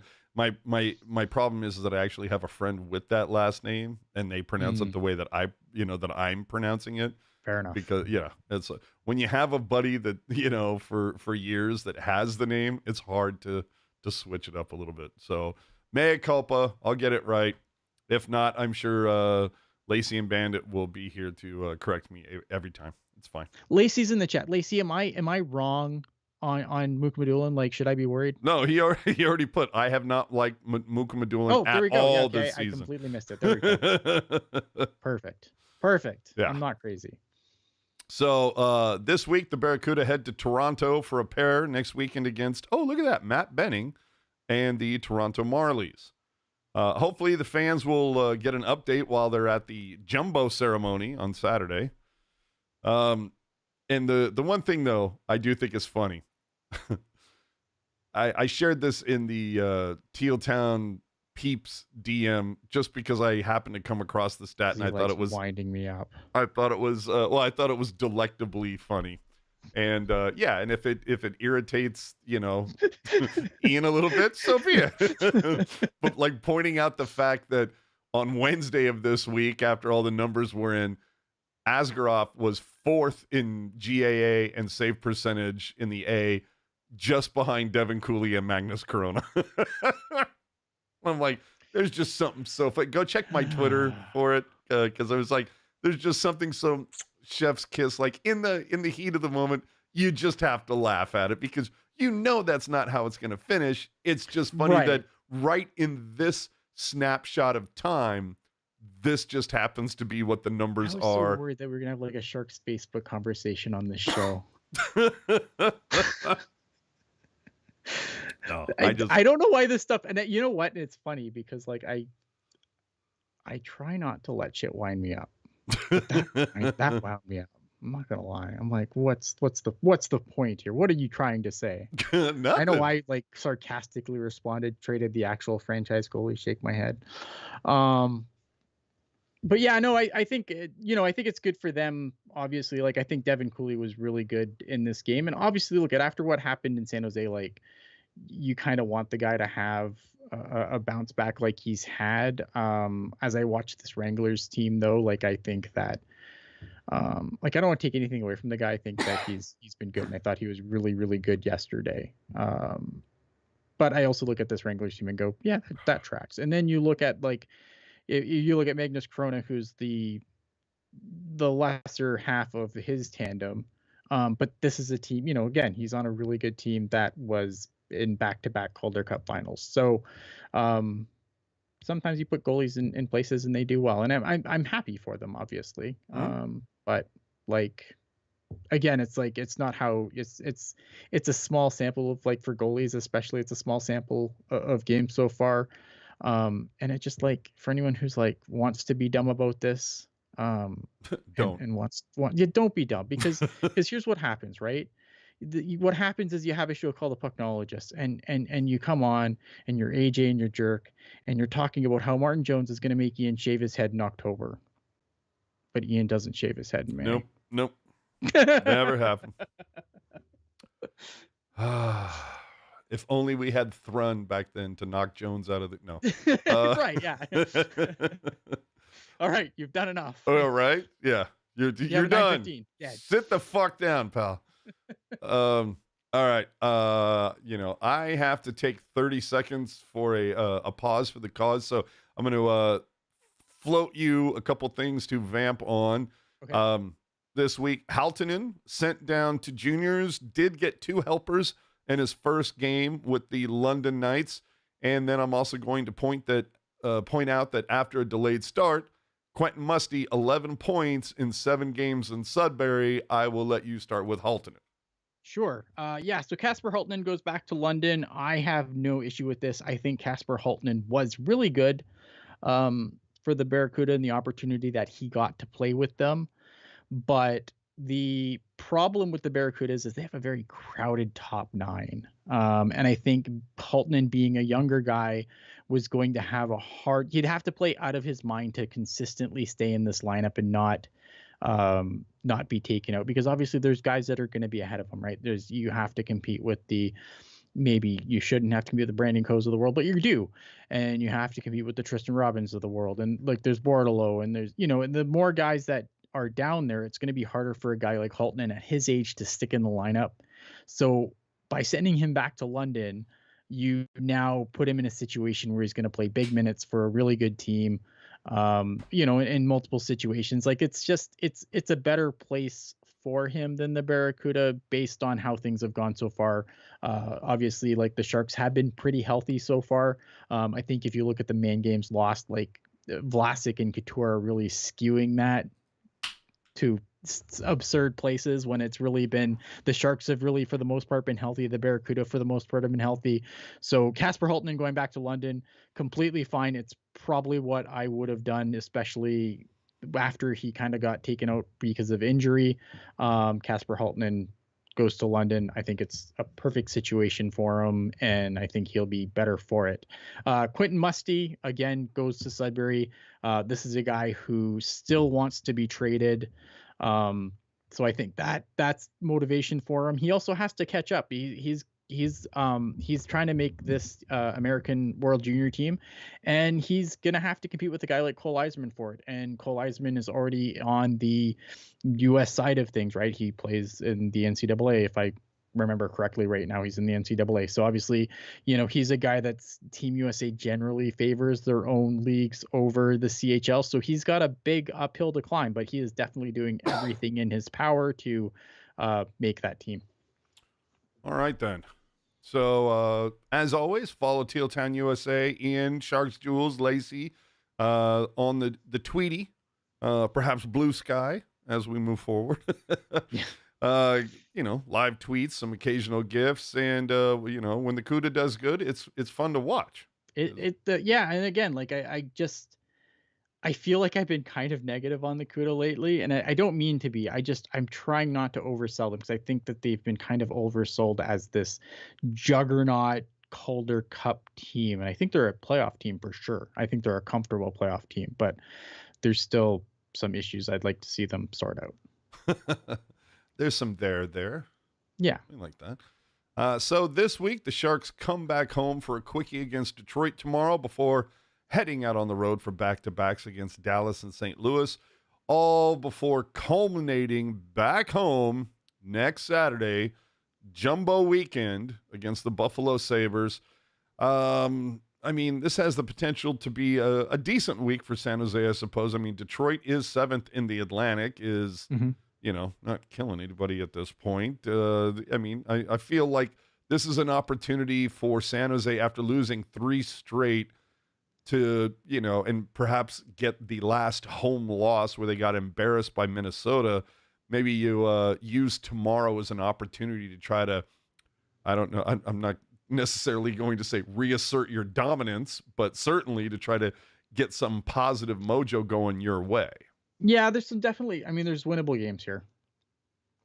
So there's winnable games. Except for Buffalo, we never beat Buffalo. Well, yeah, I know that, which I thought was such a bizarre choice to go with.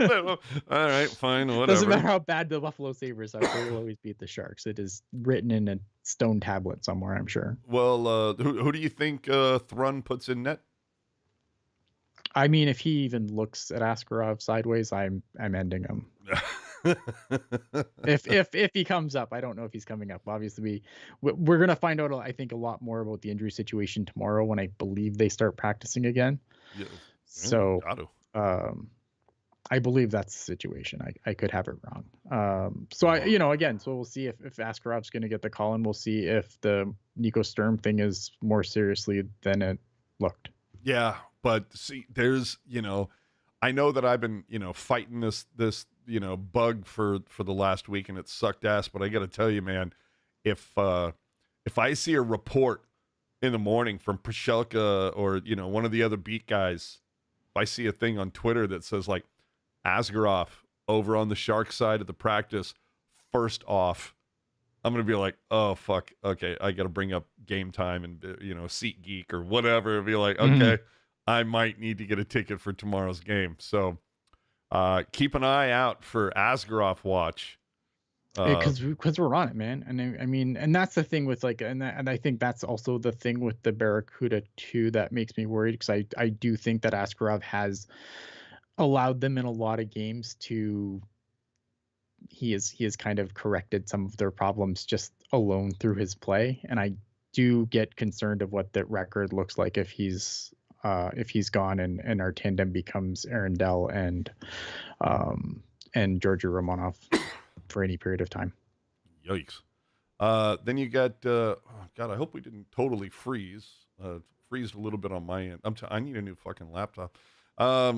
Then you got a quick roadie. Dallas is third behind Winnipeg and Minnesota. I mean, dude, the top three in the Central might as well just be the top three in the West, as far as I'm concerned. The Wild. You want to talk about teams that have surprised me this year? The Minnesota Wild are the team that I cannot wrap my head around. Well, it's like the Wild. I can't wrap my head around how well they're doing. I can't wrap my head around how poorly Nashville's doing. Correct. Yeah. I agreed 100%. It's insane. So Dallas third, but then St. Louis sixth, not doing anything except pissing off our friends over at Let's Go Blues Radio. So I think they're, again, another winnable game. And then Buffalo next week with Jumbo Weekend. Buffalo sixth in the ATL. They're to me, I just sit there and go, well, Puck Guy is going to know this. If I remember correctly, the game that the Sharks played on Marlowe's number retirement was not a great game. If memory serves, the Sharks lost that game, and by like a couple goals. Yeah, those games are hard because like there's just so many emotions. There's so many emotions, and plus like you're kind of like everyone sit while we wait to go, right? Like it's not. Anytime you have like a big thing to start a game like that, it's always harder to get out of the gate, especially like for that, because there's going to be like speeches and that game. Like I'm glad that's on a Saturday, because I wouldn't see any game if it was on a weeknight. Oh, dude, I'm so sure. So yeah, I'm gonna say that perhaps this week. Lacey saying Sharks lost in OT that game, he thinks 2-1. So right. Yeah, somebody can look it up before out of here. But either way, so like I said, Detroit, Dallas, St. Louis, Buffalo. I mean, I feel like the Sharks can go 2-2 pretty easily, and maybe they get lucky and do a little bit better than that. Fair warning to those that are locally or you get coming 4 in. points out of this, you're laughing. Oh yeah, dude.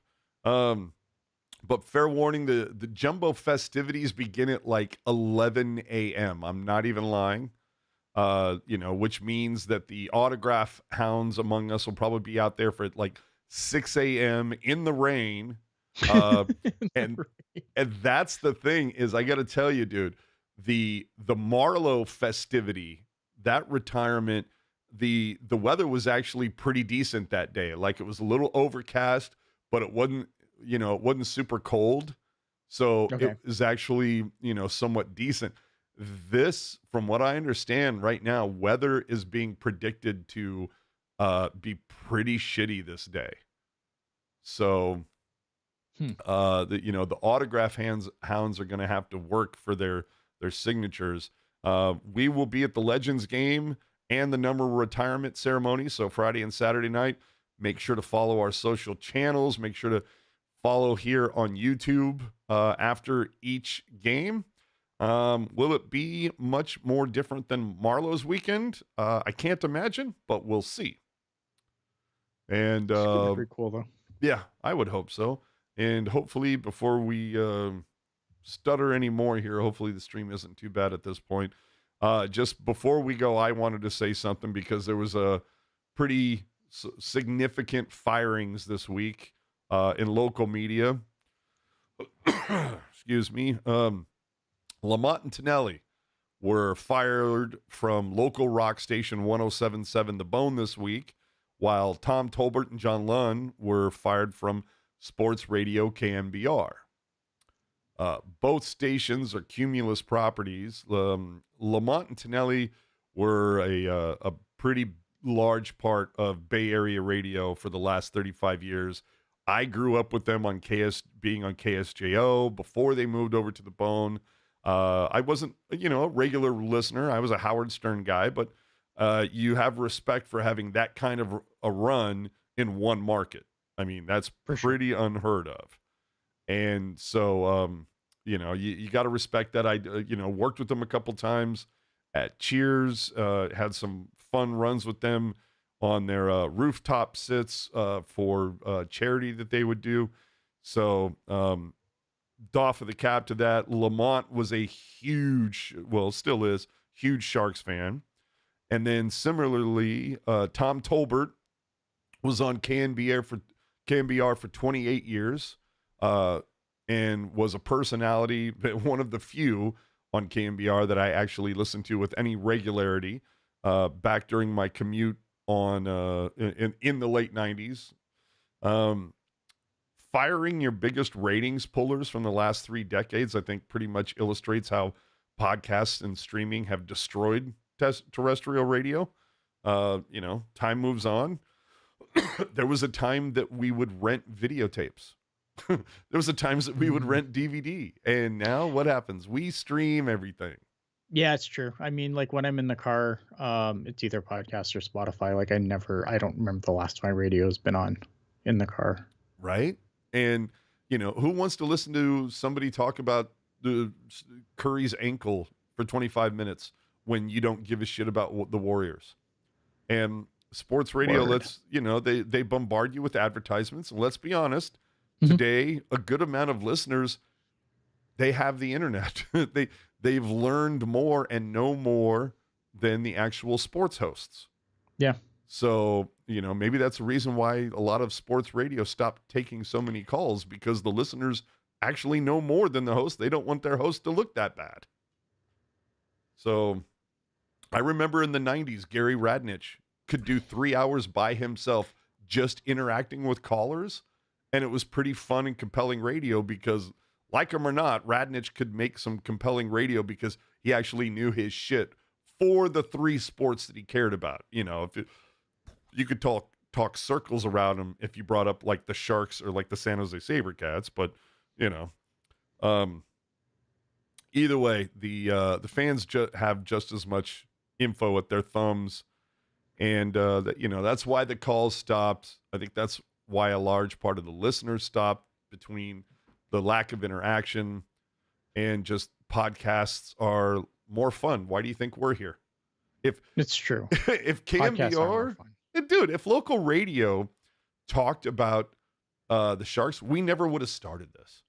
I mean, this is literally born out of that. And former KNBR host Damon Bruce did a cast earlier this week about the firings and called it all out, that this is all just, it's all an effort to cut cost.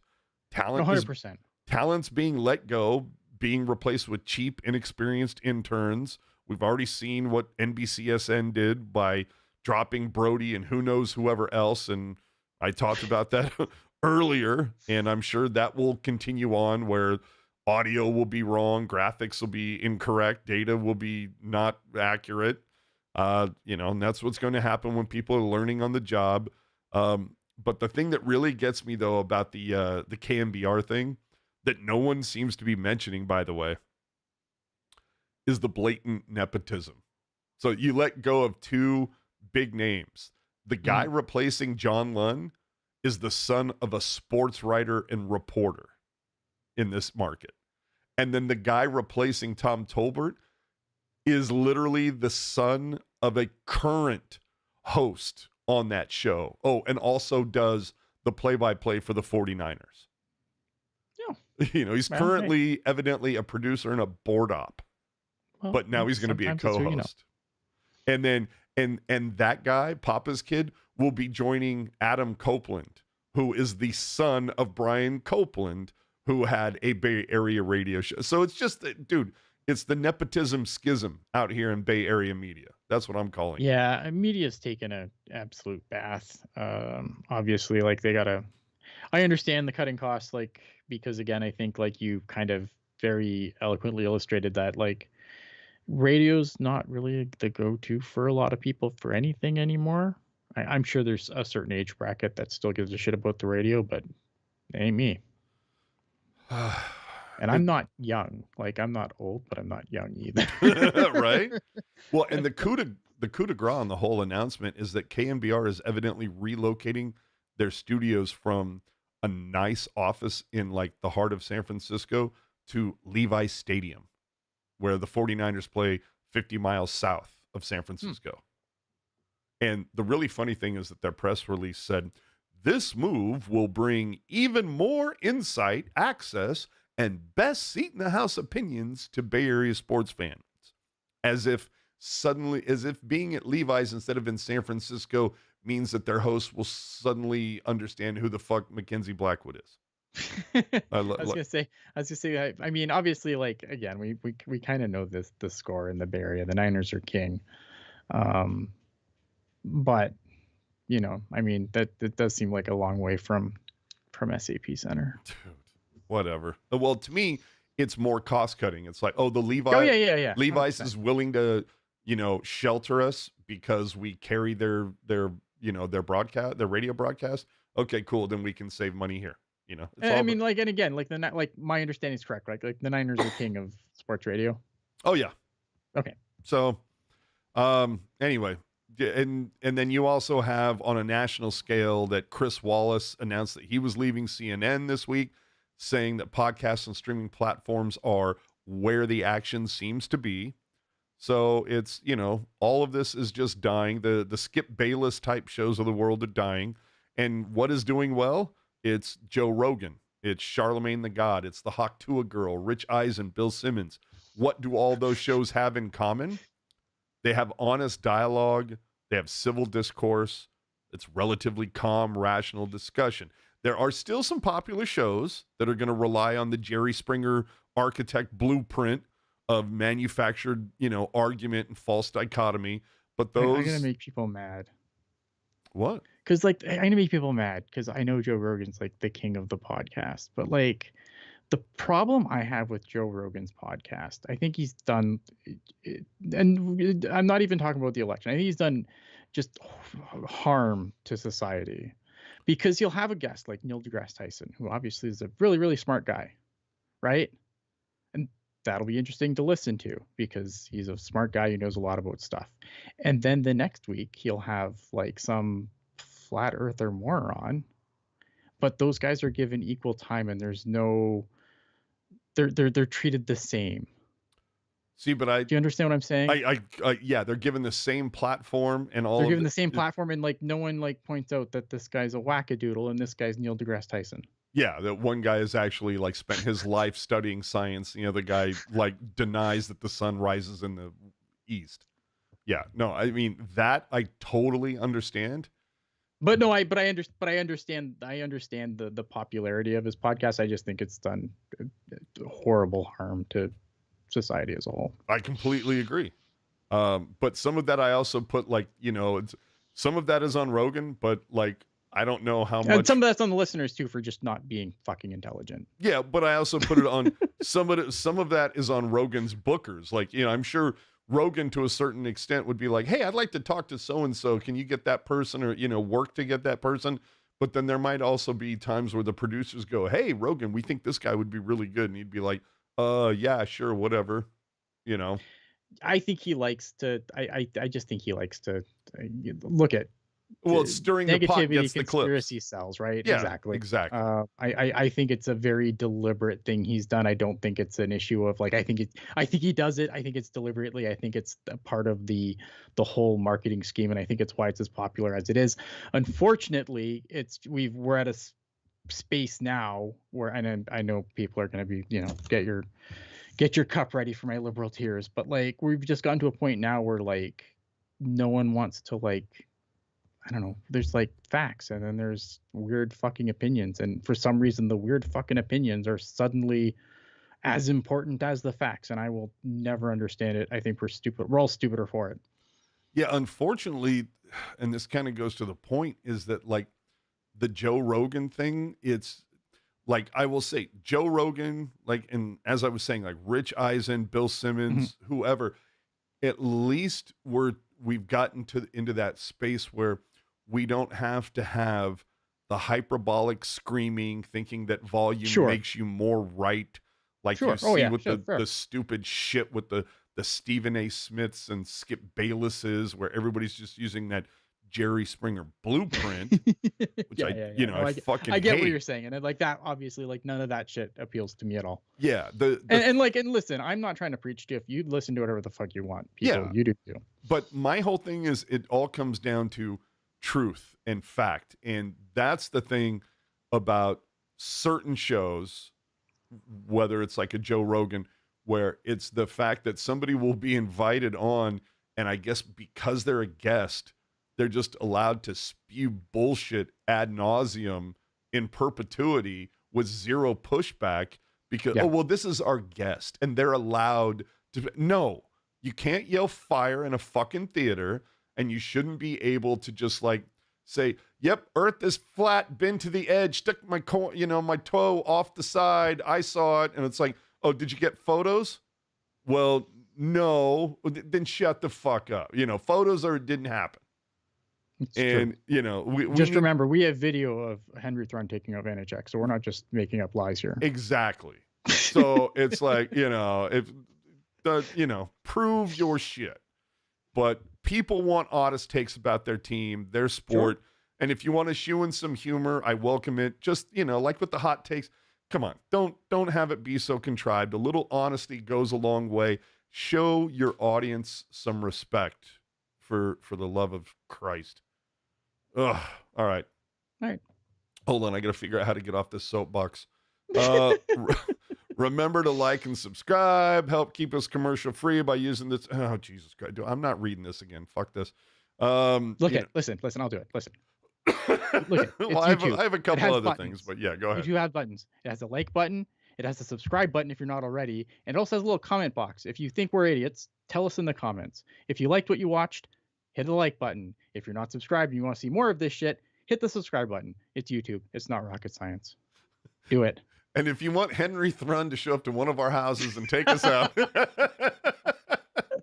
Henry Thrun, I'm gonna have a lawsuit tomorrow for libel or something. if you're on Blue Sky, look for us both. We're there. Yeah, I'm on Blue Sky for sure. And if you're fans of excuse me, oh my gosh, this I gotta shake this fucking cough. If you're fans of exceptionally large basketball players, make sure to check out our sister podcast, ShaquilleTownUSA.com. Sick. Right? We're going to be looking for that. So I guess final thoughts before we get into, 3 games that lead into, Jumbotron 3000 weekend. Sad. End of an era. Well, he's still going to be here. It's hard I to. know. I know. I mean, he's kidnapped one of our children. Joe Thornton got alligator blood. Can't get rid of him. Yeah, I saw Rounders the other day again. Oh, good. So good. Such a good movie. I Oh my love god. that. Pay that man his money.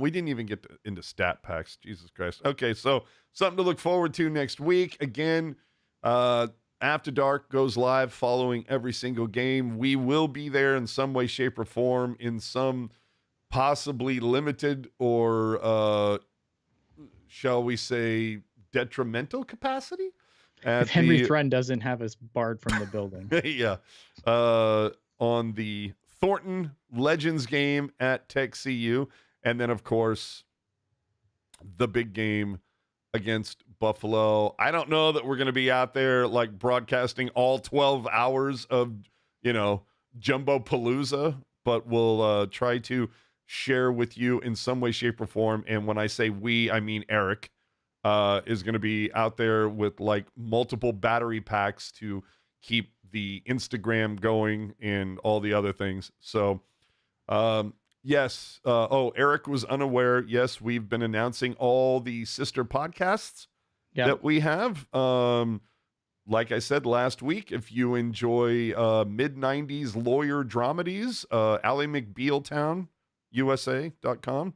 If you enjoy really soft breakfast food, Oatmeal Town, USA.com. And if you enjoy really bad comedy, try the Veal Town, USA.com. All right. So prize time. No, we did our prizes already. We'll do a prize next week because hopefully we're gonna have something from Jumbo Palooza to give away. So look forward to that. I want to go to bed, Puck. I fuck off. Yeah, dude. You want to give away a prize? You get on right now, asshole. So with that, he's at Ian Blogs Hockey. Yeah, I read that right. That's correct. Yep. Ian Blogs Hockey. I'm at AJ_Strong here, but on Blue Sky, I'm at AJ _Strong. There you have it. What's yours? Is it also? It's Ian Blogs Hockey. Yeah. On both. Yeah. See, if only I had gotten on X back in 2006, right? Then I could have gotten at 8, whatever. Oh, VL Town, if you like slaughtering baby cows. Oh, okay. Yeah. But if you like, Barracuda Fighters, Jeffrey VL Town, USA. Okay, we've taken this too far. That's enough. Great night, everybody. I need to go get a lozenge and take a liquid metric shit ton of NyQuil and go to bed. We will see you tomorrow following Detroit and San Jose with After Dark. Who's on? I have no idea. It's during the week. I don't care. There you go. Right answer. You know who's not going to be on? Me. And Henry Thrun. Good night, everybody.